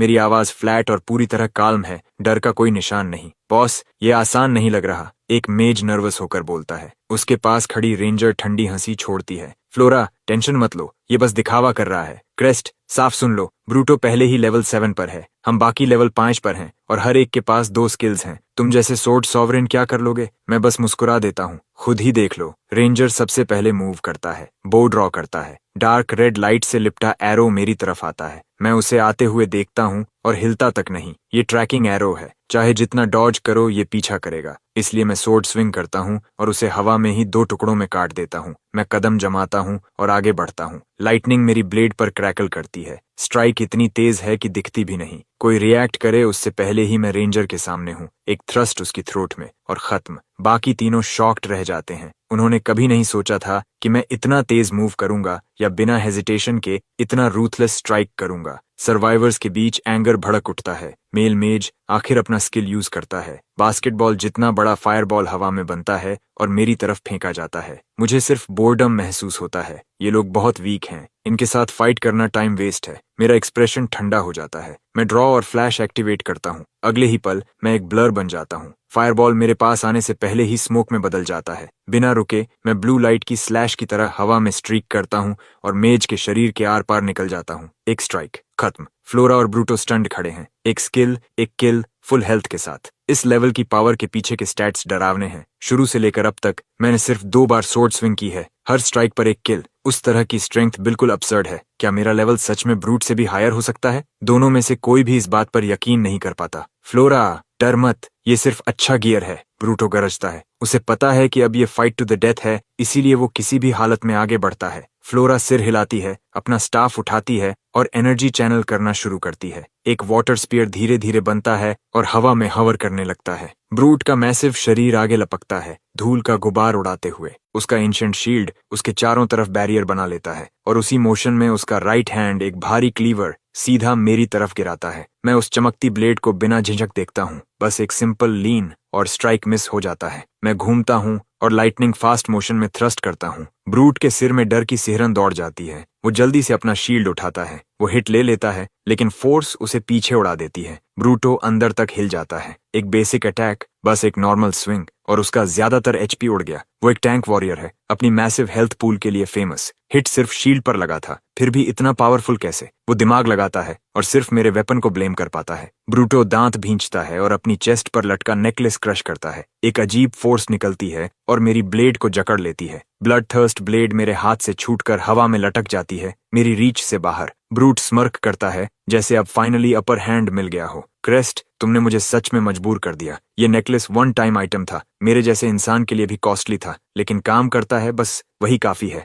अब तुम खत्म हो। मौका देखते ही फ्लोरा अटैक करती है। वाटर स्पीयर हवा से लॉन्च होकर मेरी तरफ आता है। ब्रूट की आंखों में जीत की चमक आ जाती है, जैसे मैं पहले ही मर चुका हूँ। लेकिन अगले ही पल हवा में लटकी ब्लेड कांपती है, जैसे किसी इनविजिबल हाथ ने उसकी हिल्ट पकड़ ली हो। फिर वो एंगल में स्लैश करती है और वाटर स्पीयर को तोड़ देती है। मैंने एक मसल भी नहीं हिलाया। ब्लड थर्स्ट ब्लेड घूमती है और वापस मेरे पास आकर हवा में शांत हवर करने लगती है। ब्रूटो का चेहरा पत्थर जैसा सफेद पड़ जाता है, उसकी आवाज कांपती है। ये लेट गेम स्किल है, क्रेस्ट के पास अभी कैसे? मेरा एक्सप्रेशन बर्फ जैसा ठंडा है। मैं दूर से ब्रूटो की तरफ इशारा करता हूँ। ब्लड थर्स्ट ब्लेड एक काले साए की तरह उसकी तरफ शूट करती है। ब्रूटो डेस्परेट होकर रेजिस्ट करता है, 2 ब्लॉक्स मैनेज करता है, लेकिन ब्लेड आखिर उसकी थ्रोट तक पहुंच जाती है। मरते वक्त भी उसकी आंखों में शौक जमी रहती है। आखिरी बची फ्लोरा का चेहरा पूरी तरह सफेद हो जाता है और वो जमीन पर गिरकर कांपने लगती है। मैं गलत थी, प्लीज मुझे मत मारो, मैं कुछ भी करूंगी। लेकिन मैं उसे देखता हूँ और बस सिर हिला देता हूँ। कुछ गलतियां वापस नहीं ली जा सकती। मैं अपनी ब्लेड उठाता हूँ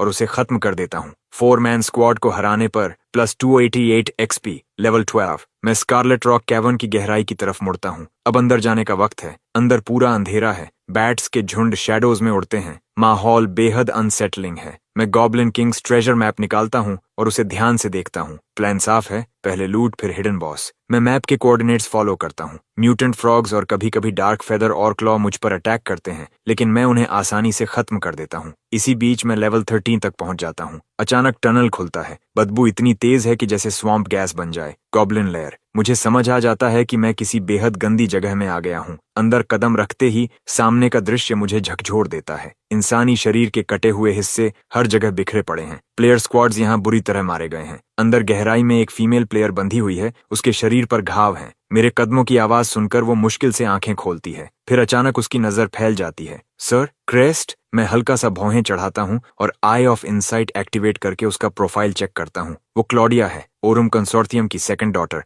मुझे उम्मीद नहीं थी कि वो यहाँ मिलेगी। Crest, please help me. Claudia मुझे ऐसे देखती है जैसे मैं उसकी आखिरी उम्मीद हूँ। उसकी आंखों में आंसू भर आते हैं। उसकी स्क्वाड ने फाइट की थी, लेकिन उसके हर टीममेट को गॉब्लिन्स ने मार दिया। वो अकेली बची है। मैं एक पल रुककर सोचता हूँ, वो सोल ड्रेन हीलर है, हीलर क्लास का एक रेयर वेरिएंट। वो गिरे हुए मॉन्स्टर्स की सोल्स को अब्सॉर्ब करके अपनी एनर्जी रिस्टोर कर सकती है, फिर उसी सोल एनर्जी से अपने एलाइज के वुंड्स हील करती है। हिडन बॉस के खिलाफ फाइट ब्रूटल होने वाली है। मेरे साथ एक स्ट्रॉन्ग सपोर्ट हो तो फर्क पड़ सकता है। मैं तुम्हें यहाँ से निकाल सकता हूँ, मैं कहता हूँ, लेकिन एक कंडीशन है, मेरी स्क्वाड ज्वाइन करो और मेरे ऑर्डर्स फॉलो करो। कोई सवाल नहीं। क्लॉडिया एक पल भी नहीं सोचती। उसका सिर तेजी से हिलता है, जैसे वो अपनी जान बचाने के लिए नॉड कर रही हो। क्लॉडिया स्क्वाड ज्वाइन कर लेती है। मैं लीडर सेट हो जाता हूँ। मैं ब्लेड उठाकर उसके बंधे रोप्स को काट देता हूँ। वो कुछ देर स्ट्रगल करती है, फिर किसी तरह खड़ी हो पाती है। उसके शरीर पर रेड रोप मार्क्स हैं, चेहरा पीला है, आंखें लाल हैं। वो मुझे ऐसे देखती है जैसे मैंने उसकी दुनिया बचा ली हो। जो कुछ उसके साथ हुआ है वो भयानक है।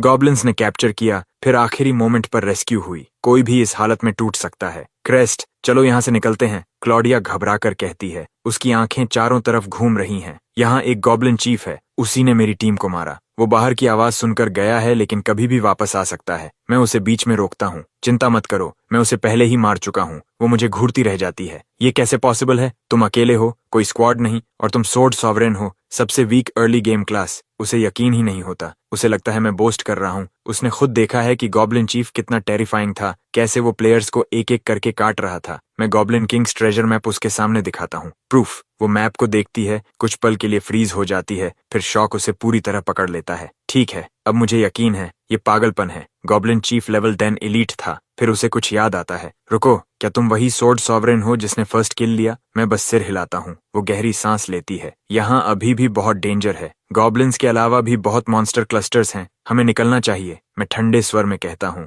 चुप रहो। डील ये था कि तुम मेरी स्क्वाड ज्वाइन करोगी और मेरे ऑर्डर्स फॉलो करोगी। मैं अंदर जा रहा हूँ और तुम मेरे साथ आ रही हो। अगर फिर से जाने की बात की तो मैं तुम्हें खुद बांध दूंगा। वो चुप हो जाती है, सिर हिलाती है, लेकिन अंदर ही अंदर गुस्से में है। क्या बेवकूफ है, जरा भी चाम नहीं। मैं आराम कंजोर्सियम की सेकंड डॉटर हूँ। थोड़ी सॉफ्टनेस दिखाता तो मैं खुद उसकी हो जाती। क्या उसे पता नहीं इस कनेक्शन की वैल्यू क्या है? लेकिन मैं पहले ही आगे बढ़ चुका हूँ, पीछे देखे बिना कैवर्न की गहराई में जाता हुआ। वो चारों तरफ देखती है। चारों तरफ पिच ब्लैक अंधेरा, डरावना माहौल। उसके पास कोई चॉइस नहीं। वो जल्दी से मेरे पीछे आकर मेरे साथ ही रहती है। हम कई घंटों तक आगे बढ़ते हैं। मॉन्स्टर्स वेव्स में आते हैं, लेकिन मैं उन्हें आते ही काट देता हूँ। क्लॉडिया बिना कुछ किए एक्सपी गेन कर रही है। एक बार स्मॉल बीस्ट टाइड हमला करता है। मैं उसे अकेले ही संभाल लेता हूँ, बिना मेहनत के, लगभग बिना चोट के। क्लॉडिया सब कुछ देख रही है। उसका मुंह खुला रह जाता है। अब उसे पूरी तरह यकीन हो गया है, अगर मैं उसका एनिमी होता तो वो बचती ही नहीं। मैं उसके पास जाता हूँ। खड़ी क्या हो, मुझे हील करो। क्लॉडिया तुरंत स्किल एक्टिवेट करती है। वायोलेट लाइट उसकी हथेली में चमकती है और मेरे अंदर बह जाती है। मेरे आर्म के वुंड्स कुछ ही सेकंड्स में ठीक हो जाते हैं। ब्लड थर्स्ट ब्लेड में थोड़ी हीलिंग एबिलिटी है, लेकिन बहुत कम। एक प्रॉपर हीलर के सामने कुछ नहीं, इसलिए मैं उसे साथ लाया हूँ। तुम्हारा लेवल क्या है? तुम्हारी वजह से अभी 10 पहुंची हूँ। मेरा क्लास एडवांसमेंट क्वेस्ट आ गया है। मुझे एक एलीट मॉन्स्टर मारना होगा। वो नर्वस होकर कहती है। ठीक है, मैं करवा दूंगा। तुम सोल में एडवांस करोगी? वो सिर हिलाती है, लेकिन अंदर से सरप्राइज्ड है। उसे पता है कि वो किस क्लास में एडवांस होगी। इतनी नॉलेज हर किसी के पास नहीं होती। मैं उसे एक एलीट मॉन्स्टर तक ले जाता हूँ और वो एडवांसमेंट कंप्लीट कर लेती है। सोल्म अनलॉक्ड। उसे नया स्किल मिलता है, shield boost. Targeted teammate energy spend करके कंटिन्यूअसली ब्लॉक चांस बढ़ाता है। कुछ ही देर में हम उस जगह पहुंच जाते हैं जो गॉब्लिन किंग के मैप पर मार्क्ड थी। मैप लाइट की स्ट्रीम में बदलकर जमीन में समा जाता है। मैं सोर्ड सॉवरेन स्किल एक्टिवेट करता हूँ और जमीन पर स्लैश करता हूँ। एक डीप पिट खुलता है और उसके अंदर एक डार्क पर्पल चेस्ट रखा है। Dark purple treasure chest, gold tier,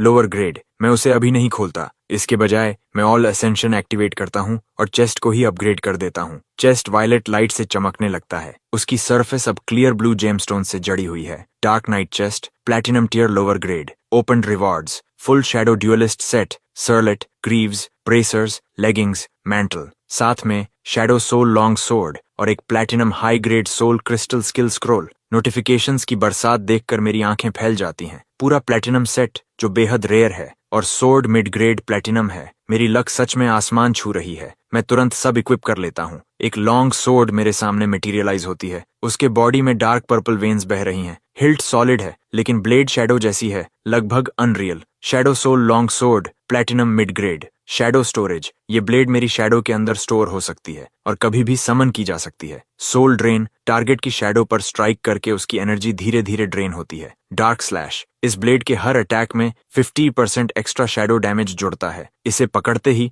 मुझे अपने स्टैट्स में बड़ा बूस्ट महसूस होता है। Full shadow duelist set equip करते ही मेरा अपीयरेंस बदल जाता है। मेरा आउटफिट पेल ग्रे रोब में बदल जाता है, जिस पर एंशिएंट रून्स एच्ड हैं, जैसे चांदनी कपड़े पर बिखरी हो। फोर आर्म्स पर ग्रे ब्रेसर्स आ जाते हैं। Shadow duelist set active, dark blade surge, सभी सोर्ड स्किल्स को 50% एक्स्ट्रा शैडो डैमेज मिलता है जो फिजिकल डिफेंस को बाईपास करता है। शैडो स्ट्राइक, किसी भी सोर्ड स्किल के यूज पर 60% चांस है कि एक शैडो बने जो एक एक्स्ट्रा स्लैश दे, नॉर्मल अटैक जितना पावरफुल। इन इफेक्ट्स को पढ़कर मेरे अंदर एक्साइटमेंट की लहर दौड़ जाती है। ये सच में बहुत पावरफुल हैं। मैं शैडो सोल लॉन्ग सोर्ड को रिलीज करता हूँ, वो मेरे पैरों की शैडो में गिरकर गायब हो जाती है। जरूरत पड़ते ही मैं उसे वापस निकाल सकता हूँ। क्लॉडिया मेरी नई फुल सेट को देखकर स्टन्ड रह जाती है। प्लैटिनम गियर ओपन मार्केट में कम से कम 1 मिलियन में बिकता है और ओरुम कंसोर्शियम की सेकंड डॉटर होने के बावजूद ये अमाउंट उसे भी चौंका देता है। ये लो, इसे यूज करो। मैं platinum high grade soul crystal skill scroll उसकी तरफ फेंकता हूँ। ज्यादातर प्लेयर्स प्लैटिनम स्किल्स चौथे या 5वें क्लास एडवांसमेंट पर सीखते हैं। इतना महंगा स्क्रोल और मैं उसे बिना किसी शर्त दे देता हूँ। क्लॉडिया पूरी तरह शॉक में है। तुम सच में ये मुझे दे रहे हो? इसकी कीमत कम से कम 1 मिलियन है। वो हेजिटेंट होकर उसे लेती है, जैसे उसे लगता है कि मुझे इसकी वैल्यू नहीं पता, लेकिन मेरा एक्सप्रेशन फ्लैट रहता है। आगे फाइट टफ होगी। तुम्हारी स्किल्स जितनी स्ट्रांग होंगी, हमारे चांसेस उतने बेहतर होंगे। मुझे हिडन बॉस की ताकत पता है। क्लॉडिया की तरफ एक एक्स्ट्रा स्किल जीत और मौत के बीच फर्क बन सकती है। वो बहस बंद कर देती है और तुरंत यूज करती है। Skill acquired, soul resonance. Activate करने पर सभी पार्टी मेंबर्स को 200% बोनस एक्सपीरियंस मिलता है। क्लॉडिया की आंखें चमक उठती हैं। सोल रेजोनेंस, ये लेट गेम सोल मिनर स्किल है। अगर हम 7 पार्टी में रहे तो स्प्लिट होने के बाद भी फुल एक्सपीरियंस मिलेगा। वो एक्साइटमेंट में लगभग उछल रही है। मैं हल्की सी मुस्कान देता हूँ। इस स्किल के साथ पार्टी मेंबर होने से मेरा एक्सपीरियंस कट नहीं होगा। किसी और टीम के लिए ये अनथिंकेबल होता। मैं क्लॉडिया को आगे लेकर बढ़ता हूँ। हमें कैवर्न के अंदर एक छोटा एग्जिट मिलता है। बाहर एक विशाल फॉरेस्ट फैला हुआ है। उसके बीच में एक ब्लड रेड लेक है जिसकी सरफेस उबलते क्रिम्सन पानी जैसी हिल रही है। मेरा एक्सप्रेशन सख्त हो जाता है।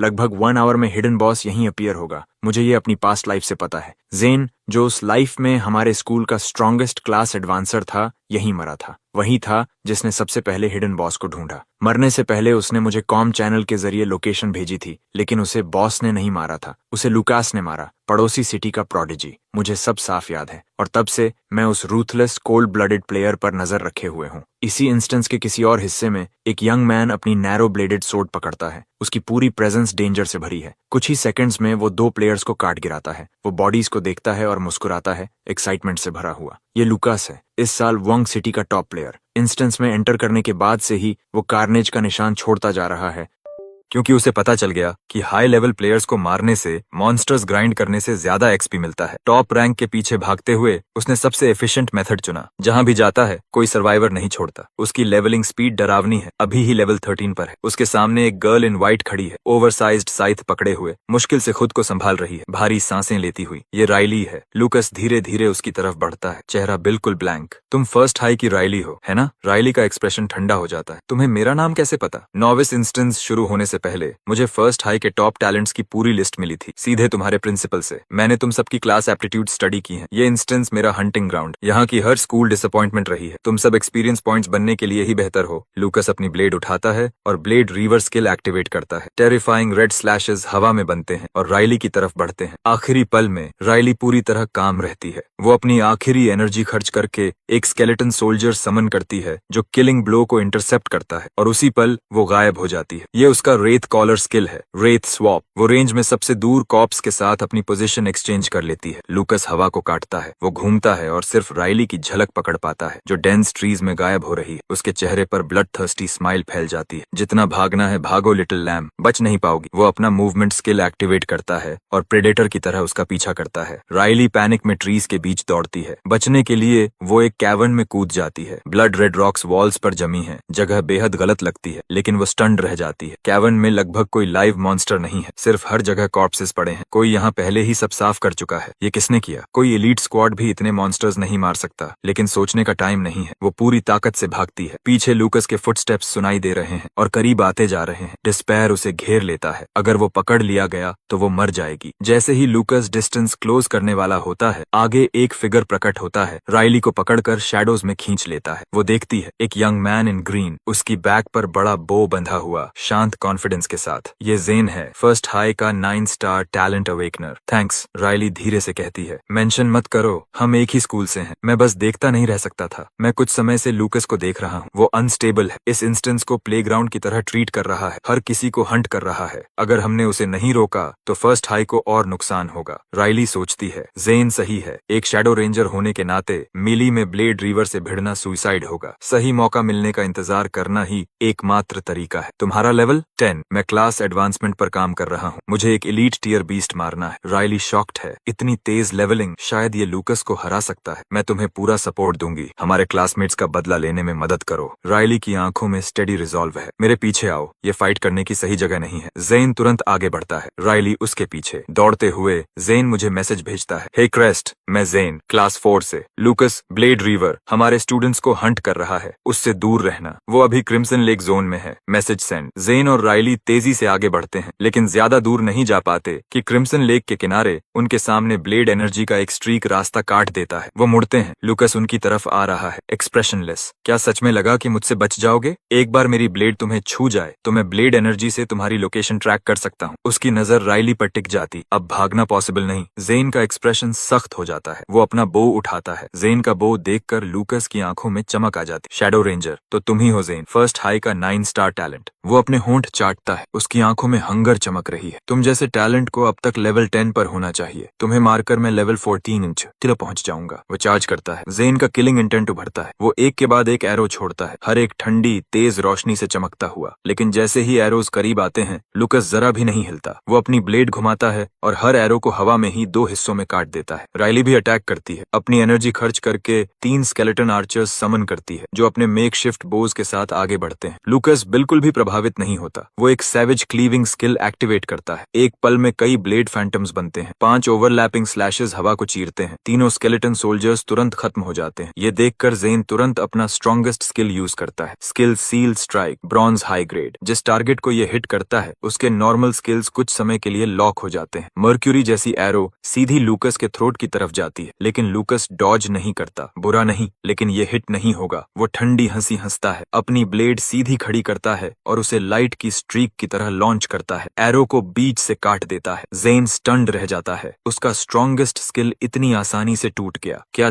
10 स्टार और 9 स्टार टैलेंट के बीच गैप इतना बड़ा है? जेन दूसरा एरो चढ़ा भी नहीं पाता कि लूकस पहले ही उसके सामने पहुंच जाता है। ब्लेड सीधा उसके चेस्ट में घुसती है। राइली ये सब हॉरर में देखती है। उसका चेहरा पूरी तरह सफेद पड़ जाता है। उसकी आंखों में गुस्सा भर जाता है। वो अपना फुल मून साइथ उठाकर लूकस पर वार करती है। लूकस घूमता है और अपनी ब्लेड उसके शोल्डर पर गिराता है। वो साइथ से ब्लॉक करती है, लेकिन फोर्स उसे पीछे फेंक देता है। वो खून खांसती है, अब लड़ने की हालत में नहीं। लूकस उसे ठंडी नजर से देखता है। इतने वीक, मैंने सोचा था मजा आएगा, लेकिन तुम सब तो छोटे प्लेयर्स हो। मेरा टाइम वेस्ट, अब खत्म हो जाओ। लूकस की आंखें अंधेरी हो जाती। वो धीरे धीरे राइली की तरफ बढ़ता है। उसका HP लगभग खत्म है। एक और स्ट्राइक और सब खत्म। वो दांत भींचती है, आंखों में गुस्सा जल रहा है। वो मरना नहीं चाहती, लेकिन उसके पास कोई ताकत नहीं बची। जेन भी उसकी वजह से इसमें फंसा। गिल्ट और डिस्पेयर उसे घेर लेते हैं। तभी दूर से एक सोर्ड क्राई गूंजती है। एक ब्लेड लाइट की तरह उड़ती है और एक पल में उस ब्लड रेड अटैक को तोड़ देती है जो लूकस ने अभी लॉन्च किया था। उसकी ताकत इतनी ज्यादा है कि लूकस खुद पीछे फेंक दिया जाता है। वो 3-4 कदम पीछे खिसकता है, मुश्किल से खुद को संभालता है। उसके चेहरे पर शॉक साफ दिखता है। कोई न्यू कमर उसकी ब्लेड एनर्जी को सीधे ओवरपावर नहीं कर सकता। डस्ट हटती है। ग्रे रोब्स में एक यंग मैन पेड़ों से बाहर आता है। उसकी एक उंगली हल्की सी मुड़ती है। डार्क ब्लड थर्स्ट ब्लेड घूमती हुई वापस आकर उसके पास हवर करने लगती है। मैं सामने का सीन काम नजरों से देखता हूँ। एक पल में सिचुएशन समझ आ जाती है और एक चीज मुझे सरप्राइज करती है, राइली भी यहाँ है। लगता है इस लाइफ में सब कुछ पहले जैसा नहीं होगा। क्रेस्ट, राइली की आवाज कांपती है। उसकी आंखें लाल हैं। उसे खुद यकीन नहीं हो रहा कि ये सच है। मैं हूँ। मैं आगे बढ़कर उसके चेहरे से खून धीरे से साफ करता हूँ। मेरी आंखों के पीछे एक क्वाइट किलिंग इंटेंट जागता है। राइली की इंजरीज सीरियस हैं। अगर मैं थोड़ा भी देर करता तो शायद उसे खो देता। क्लॉडिया मेरे पीछे आती है, दोनों हाथ उठाती। डीप वायलेट लाइट राइली के शरीर में बहती है और उसके वुंड्स तेजी से हील होने लगते हैं। जेन ये सब देखकर स्टन्ड है। फ्लोटिंग ब्लेड, ये late game sword sovereign skill है। क्रेस्ट के पास अभी कैसे? उसके दिमाग में 1000 सवाल दौड़ रहे। वो दर्द से कराहता है। अपने चेस्ट को पकड़कर खुद को खड़ा करता है। कुछ सेंटीमीटर्स और उसका दिल खत्म हो जाता। फिर वो क्लॉडिया को देखता है जो बिना छुए उसे भी हील कर रही है। वो और भी शॉक्ड है। एक साथ 2 लोगों को हील करना अर्ली गेम में ये सिर्फ क्लास एडवांस्ड सोल मिनर ही कर सकता है। तब तक लूकस लूकस खुद को संभाल चुका है, उसकी एरोगेंस गायब हो गई है, अब उसकी जगह कुछ भारी है। उसे एक असली ओपोनेंट मिल गया है और वो लास्ट स्ट्राइक उसके अंदर तक असर कर गया है। उसकी ब्लेड पर एक नॉच पड़ गया है, उसकी ब्लेड एक गोल्ड टियर वेपन। आखिर कैसी स्ट्रेंथ, कैसी स्किल चाहिए होती है गोल्ड टियर वेपन को चिप करने के लिए। क्या तुम क्रेस्ट हो, फर्स्ट हाई के 10 स्टार सोर्ड सॉवरेन? वो खुद मानने पर मजबूर हो जाता है। तुम्हारी स्ट्रेंथ मेरी उम्मीद से कहीं ज्यादा है। इस इंस्टेंस में तुम ही एक हो जिसे मैं अपना ओपोनेंट मान सकता हूँ, लेकिन बस उतना ही, तुम मेरी ब्लेड से मरोगे। लूकस बिना वार्निंग के मूव करता है, उसकी ब्लेड पर ब्लड रेड लाइट चमकती है और वो तेजी से आगे बढ़ता है। मैं उस स्ट्राइक को आते देखता हूँ, मेरा एक्सप्रेशन नहीं बदलता। कितना वीक स्लैश है, मैं कहता हूँ, और मैं सच में ऐसा ही सोचता हूँ। लूकस की आंखें तुरंत डार्क हो जाती हैं। मुझे टॉन्ट करने की हिम्मत सुइसाइडल है, एक स्ट्राइक में खत्म कर दूंगा। वो फुल पावर से वार करता है। मैं वहीं खड़ा रहता हूँ और ब्लड थर्स्ट ब्लेड को पकड़ लेता हूँ। अगले ही पल लाइटनिंग फट पड़ती है, वाइल्ड और रेजिंग, एक गूंजती हुई सोर्ड क्राई हवा में भर जाती है। लूकस स्नीर करता है, क्लोज कॉम्बैट में लड़ना, खुद अपना सिर सौंप रहे हो। लेकिन अगले ही पल उसका एक्सप्रेशन फ्रीज हो जाता है। मेरा शरीर लाइटनिंग की स्ट्रीक बन जाता है, एक चमकदार सोर्ड ट्रेल हवा को चीरता है। स्पीड एब्सोल्यूट है। लूकस अभी भी नहीं जानता कि वो सोर्ड सॉवरेन से नहीं, सोर्ड गॉड से लड़ रहा है। एक थंडरस क्रैक गूंजता है। जैसे ही हमारी ब्लेड्स टकराती हैं, उसकी सोर्ड 2 टुकड़ों में टूट जाती है। उसी पल उसकी चेस्ट पर एक गहरा घाव खुल जाता है। स्ट्राइक उसे हवा में उछाल देता है और वो जमीन पर गिरता है। वो खून उगलता है, आंखों में प्योर शॉक। ये क्या था, वो समझ ही नहीं पाता। इतनी तेज मूव कि वो फॉलो भी नहीं कर सका। उसका एचपी ऑलमोस्ट इंस्टेंटली खत्म हो जाता है। ई राइली और जेन जमे खड़े हैं। क्रेस्ट तो सोर्ड सॉवरेन है, फिर ये क्लोज कॉम्बैट इतना टेरिफाइंग कैसे? लूकस किसी तरह खड़ा होता है, अपनी ब्लेड उठाने की कोशिश करता है, लेकिन वो पूरी तरह टूट चुकी है। वो डिसबिलीफ में पीछे हटता है। कैसे? सिर्फ एक एक्सचेंज और सब खत्म। उसका कॉन्फिडेंस और प्राइड चूर हो गया। वो मानने से इनकार करता है। वो इन्वेंट्री से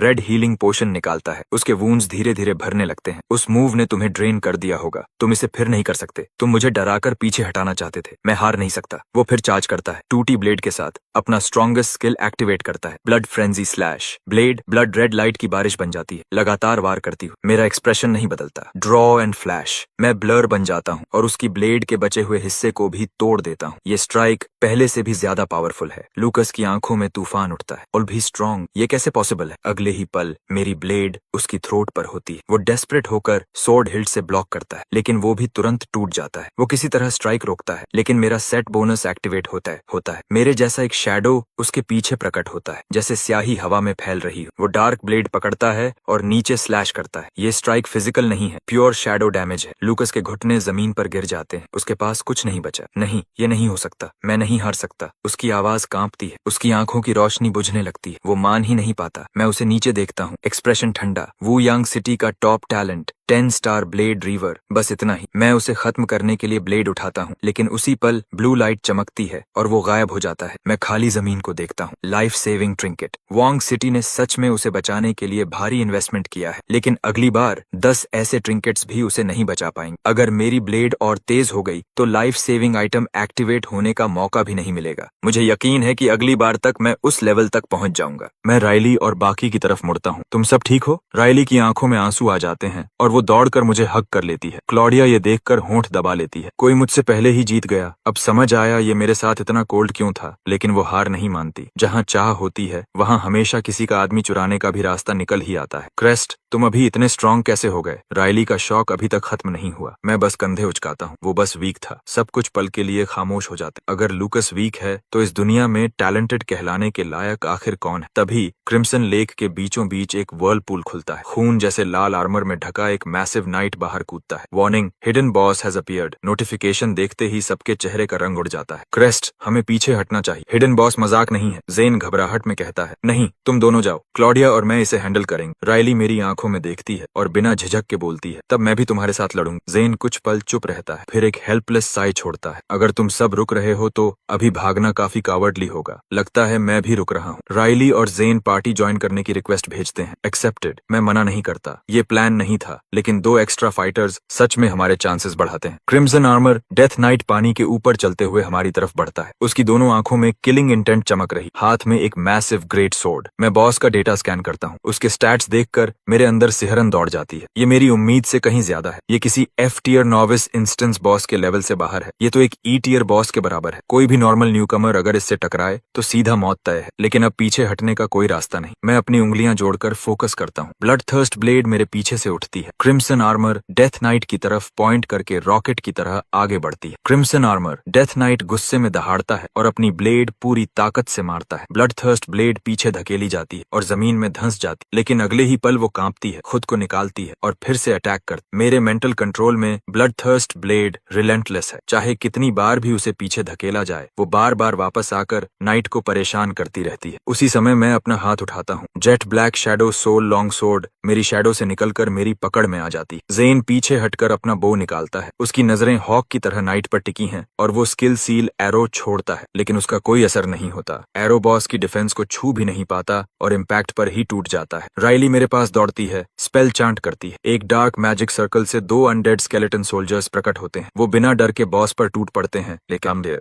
लेकिन वो बहुत फ्रैजाइल है। ग्रेट सोर्ड का एक स्विंग और वो टुकड़ों में बदल जाते हैं। क्लॉडिया का चेहरा टेंस हो जाता है। वो जल्दी से पीछे हटती है और एक पेड़ के पास जाकर दोनों हाथ उठाकर हम तीनों पर शील्ड बूस्ट एक्टिवेट करते। मैं शांत होकर सब देखता हूँ। मेरे टीममेट्स इस फाइट को खुद से नहीं जीत सकते, लेकिन वो अपनी पूरी ताकत लगा रहे हैं और इतना काफी है बॉस को थोड़ा थोड़ा स्लो करने के लिए। असली डैमेज मुझे देना होगा। मैं शैडो सोल लॉन्ग सोर्ड को कसकर पकड़ता हूँ। मेरी आंखों में ठंडी चमक उभरती है और एक अजीब फ्लूइड फुटवर्क के साथ आगे बढ़ता हूँ। मेरा फाइटिंग स्टाइल किसी सोर्ड्समैन जैसा नहीं, बल्कि एक रूथलेस साइलेंट किलर जैसा है। Unpredictable strikes, almost weightless movements, ये मैंने अपनी पास्ट लाइफ में बनाया था। Countless life and death moments से फोर्ज्ड। ये कोई स्किल नहीं, प्योर बैटल एक्सपीरियंस है। Intruder, leave the blood lake, get out. Crimson armour death night दहाड़ता है और अपनी ग्रेट सोर्ड घुमाता है। मैं उसे पूरी तरह इग्नोर करता हूँ। Thunder rush sword art activate करता हूँ, क्योंकि उस ब्लेड पर ब्रिलियंट ब्लू लाइटनिंग फैल जाती है। मैं सीधा आगे बढ़कर थ्रस्ट करता हूँ। फोर्स से फोर्स टकराता है। वो मैसिव ग्रेट सोर्ड एक छोटी सी ब्लेड के सामने रुक जाती, 1 इंच भी आगे नहीं बढ़ पाती। उसी समय ब्लड थर्स्ट ब्लेड को कंट्रोल करके नाइट के साइड पर अटैक करवाता हूँ। क्रिम्सन आर्मर डेथ नाइट गुर्राता है और उसे हैंडल करने के लिए पीछे हटता है। मैं उसे कोई मौका नहीं देता। लगातार प्रेशर डालता हूँ। Shadow soul long sword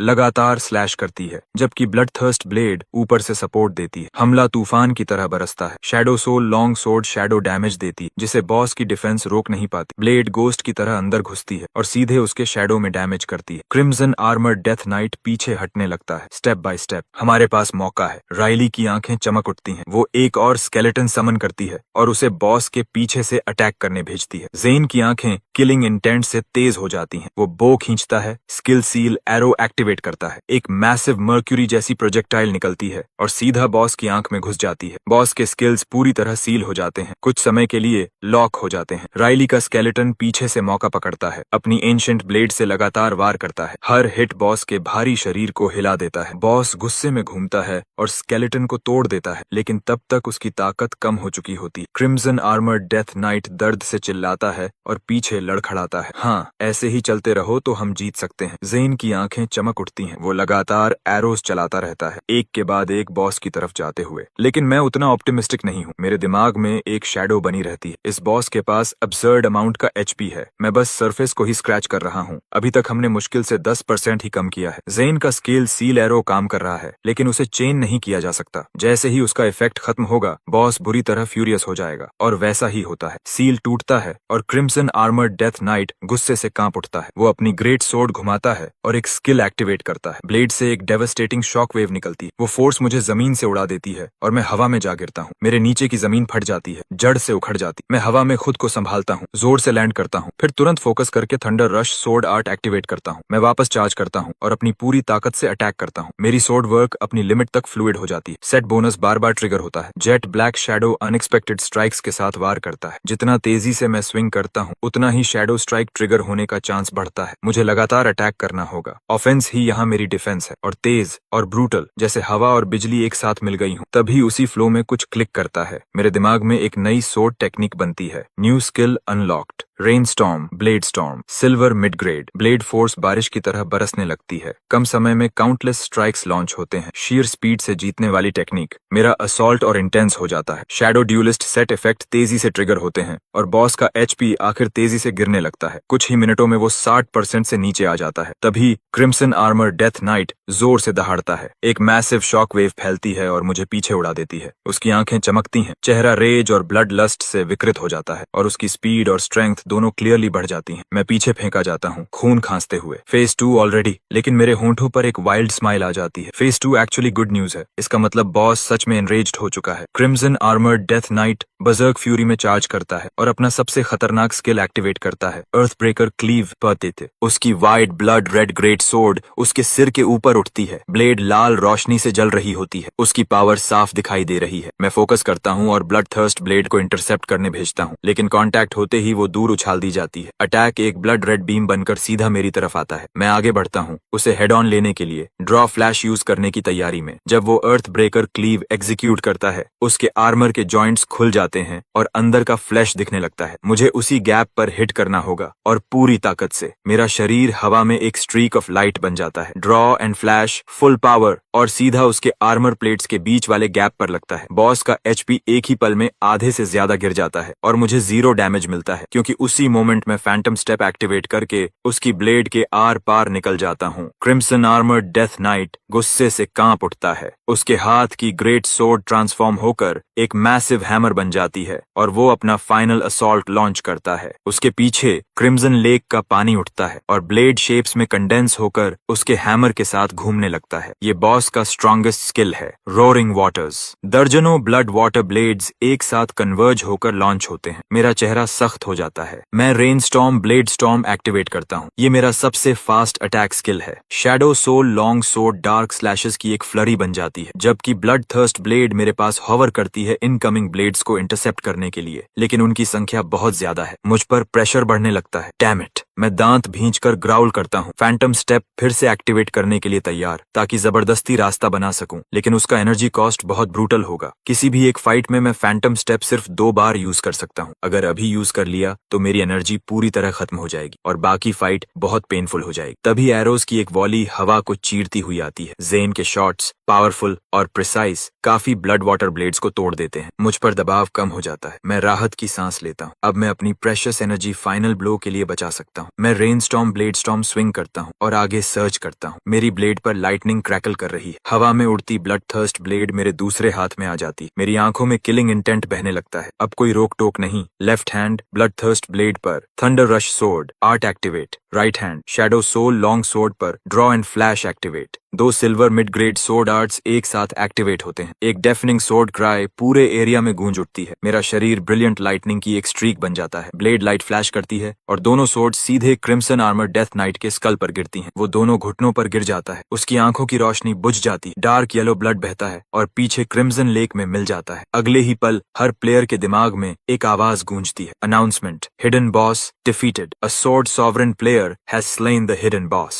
Instant settlement begins. Congratulations to all players. Prepare to return home victorious. पूरे इंस्टेंस में हलचल मच जाती है, जैसे कोई बॉम्ब फट गया हो। No, impossible. How? Hidden boss क्या होता है? हमने तो अभी तक नॉर्मल बॉस भी नहीं ढूंढा और किसी ने हिडन बॉस मार दिया। क्या फर्स्ट किल भी सोर्ड सॉवरेन ने ही लिया था? ये सेम पर्सन नहीं हो सकता। जरूर सिस्टम हैक कर रहा है। हम अभी तक लेवलिंग ग्राइंड भी पूरा नहीं कर पाए। इंस्टेंस को शुरू हुए सिर्फ 10 आवर्स हुए हैं। ये तो हद से ज्यादा एब्सर्ड है। ये आदमी है कौन? हर प्लेयर में शॉक की लहर दौड़ जाती है। इंस्टेंस के एक कोने में गोल्ड आर्मर पहने एक आदमी long handled purple crystal hammer पकड़े खड़ा है, चेहरा गुस्से से भरा हुआ। ये डैनियल है। वो टॉप न्यूकमर्स की एलीट स्क्वाड लीड करता है, जो उसके फैमिली के अरेंज्ड बॉडीगार्ड्स हैं। खुद डैनियल पूरी तरह गोल्ड टियर गियर में है। वो बॉस को ढूंढ रहा था ताकि एक ही बार में किल लेकर फर्स्ट प्लेस सिक्योर कर सके। उसने रास्ते में हार्डली किसी मॉन्स्टर को छुआ, लेकिन उसे नॉर्मल बॉस भी नहीं मिला और अब किसी ने हिडन बॉस भी खत्म कर दिया। उसकी पूरी स्ट्रेटजी बर्बाद हो चुकी है। उसका प्लान पूरी तरह खत्म हो गया है। गुस्सा उस पर हावी हो जाता है। डैम इट, कैसे, कौन? उसकी आवाज कांपती है और एक और चीज उसे अंदर से खा रही। वो कल रात से एग्नेस से कांटेक्ट नहीं कर पाया। उसके साथ क्या हुआ? उधर मेरे दिमाग में सेटलमेंट नोटिफिकेशंस आने लगते हैं। Slain hidden boss, crimson armour death night, all party members gain 6292 XP each. मैं सीधे 2 लेवल्स जंप करके सोडान पर पहुंच जाता हूँ। क्लॉडिया 13 पर पहुंचती है, जेन 12 तक, ऑलमोस्ट 13, राइली 7 से सीधे 10 तक पहुंच जाती, एक साथ 3 लेवल्स। अगर उसकी क्लास एडवांसमेंट क्वेस्ट उसे लिमिट नहीं करती तो वो और आगे जा सकती थी। राइली और जेन दोनों थोड़ा स्टन्ड हैं। हमने सच में कर दिखाया, लेकिन इतना XP क्यों मिला? एक 4 पर्सन स्क्वाड को बॉस मारने पर इतना XP नहीं मिलना चाहिए। क्लॉडिया हल्की मुस्कान के साथ पास आती है। ये मेरी स्किल है, सोल रेजोनेंस। ये पार्टी के सभी एक्सपीरियंस गेन्स को डबल कर देती। मैं कामली बॉस की बॉडी के पास जाता हूँ। ड्रॉप्स काफी हैवी हैं। Falling tomb blade skill scroll, platinum lower grade, soul auxiliary necklace platinum lower grade, blood field legion summon skill scroll gold high grade, soul binding decay bow platinum lower grade, $40,000 coins. लगभग सब कुछ platinum tier है। मैं ज्यादा देर नहीं सोचता, 10,001 coins हर किसी को तुरंत डिस्ट्रीब्यूट कर देता हूँ। हर किसी ने अपना योगदान दिया। मैं हर चीज पर ऑल असेंशन इस्तेमाल करता हूँ। लगभग सब कुछ अपग्रेड होकर प्लैटिनम मिड ग्रेड बन जाता है और क्रिम्सन डेथ नाइट समन सीधा प्लैटिनम हाई ग्रेड तक पहुंच जाता है। मैं आइटम डेटा को स्कैन करता हूँ। स्टारलेट सोल नेकलेस वाकई एक्सेप्शनल है। ये सोल एनर्जी स्टोरेज की कैप बढ़ाता है और एब्जॉर्प्शन रेट भी बढ़ा देता है। मैं इसे सीधे क्लॉडिया को दे देता हूँ। वो हीलर है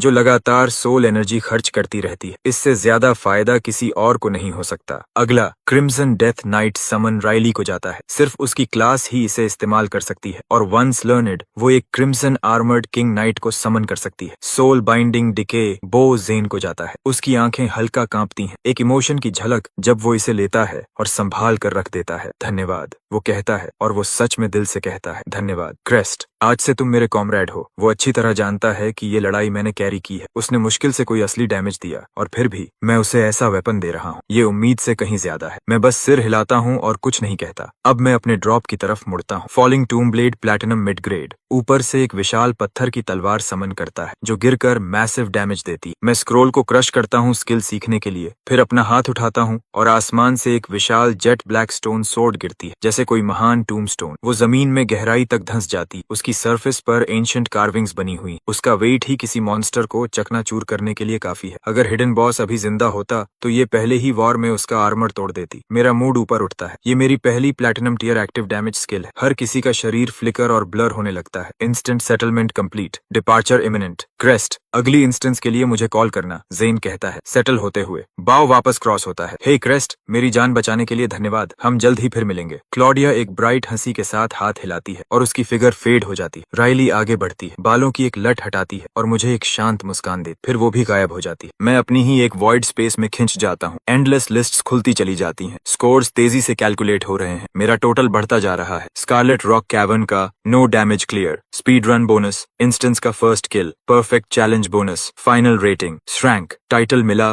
rising overlord, effect all stats +15, all skill proficiency +10%। Ranking settle हो रही है। मेरे सामने एक लीडर बोर्ड मटेरियलाइज होता है। Novice instance number 144, 10th place berserker Kodi level 7, 9th place cultivator Reggie level 8, 8th place. Top 10 को बोनस रिवॉर्ड्स मिलते हैं। फर्स्ट प्लेस रिवॉर्ड्स सबसे ज्यादा जेनरस होते हैं। मेरा एक्सप्रेशन शांत है। मुझे पहले से रिजल्ट पता है। फर्स्ट प्लेस मेरा है। एक नॉविस इंस्टेंस में लेवल 16 तक पहुंचना, ऐसा कुछ जो पहले कभी नहीं हुआ और शायद दोबारा कभी नहीं होगा। उधर फर्स्ट हाई में हर फैकल्टी मेंबर लीडर बोर्ड से चिपका हुआ है। क्या हो रहा है? ये नॉविस इंस्टेंस इतनी जल्दी खत्म हो गया। मुश्किल से एक दिन भी नहीं हुआ। जरूर कुछ गड़बड़ हुई है। बड़े वर्चुअल स्क्रीन्स कमरे में तैर रहे हैं जिनमें आसपास के शहरों के हर स्कूल की फैकल्टी दिखाई दे रही है। हर साल नॉविस इंस्टेंस एक तरह का टूर्नामेंट होता है। पूरे रीजन के एजुकेटर्स इकट्ठा होते हैं रिजल्ट्स देखने और कंपेयर करने के लिए। एक स्क्रीन से ठंडी हंसी आती है। इतना शॉक्ड होने की जरूरत नहीं है फर्स्ट हाई। ये इंस्टेंस इतनी जल्दी खत्म हुआ है, इसका पूरा क्रेडिट हमारे वांग थर्ड हाई के जीनियस को जाता है। लुकस, मैं सजेस्ट करता हूँ कि आप सब इस साल के रिसोर्सेज का पूरा फायदा उठा लें क्योंकि अगले साल आपके सेलेस्टियल टावर स्लॉट्स अनिश्चित लग रहे हैं। बोलने वाला है प्रिंसिपल हार्डन, वांग थर्ड हाई का। फर्स्ट हाई की फैकल्टी गुस्से से भर उठती है लेकिन किसी के पास जवाब नहीं है। वो इसे झुठला नहीं सकते। लुकस असली ताकत है लेकिन ग्रेसन शांत बना रहता है। जो भी हो, वो कमजोर नहीं दिख सकता। प्रिंसिपल हार्डन, अभी कुछ भी तय नहीं हुआ है। इतनी जल्दी बोलने की जरूरत नहीं है। इस साल का फील्ड असाधारण है, हाल के किसी भी साल से ज्यादा मजबूत, इसलिए फास्टर क्लियर होना स्वाभाविक है। लेकिन रिजल्ट्स फाइनल होने से पहले ही पूरा क्रेडिट अपने स्टूडेंट को दे देना, ये थोड़ी बेचैनी नहीं दिखाता? ग्रेसन की आंखें सिकुड़ती हैं, हर शब्द एक ब्लेड जैसा। जो कहना है कहो प्रिंसिपल ग्रेसन। फर्स्ट प्लेस वू यांग थर्ड हाई का ही होगा, और ये फाइनल है। और ये सिर्फ लूकस नहीं है, हमारे पास 2 9 स्टार टैलेंट अवेकनर्स हैं और कई 8 स्टार वाले भी। ये कॉन्फिडेंस बेवजह नहीं है। जेंटलमैन बस कीजिए, एक बुजुर्ग प्रोफेसर बीच में बोलता है। स्ट्रॉन्ग टैलेंट पूरी ह्यूमैनिटी के लिए ब्लेसिंग है, इस पर बहस करने की जरूरत नहीं। बोर्ड देखते हैं। ग्रेसन सिर हिलाता है और लीडर बोर्ड की तरफ मुड़ता है, ऊपर से शांत, अंदर से हल्की बेचैनी। इस साल फर्स्ट हाई को टॉप 3 में कम से कम एक स्टूडेंट चाहिए, यही उनके भविष्य के लिए जरूरी है। कप 3 वो पहले ही चुपचाप इसके लिए प्रार्थना करने लगा है, और मेरा नाम अभी तक लीडर बोर्ड पर आया ही नहीं है। इसलिए ग्रेसन मान चुका है कि या तो मैं इंस्टेंस में मर गया हूँ या डर के मारे छिपा हुआ हूँ। दोनों ही हालत में इसका मतलब है कि इस स्टूडेंट का कोई फ्यूचर नहीं है, उसने मुझे पूरी तरह नजरअंदाज कर दिया है।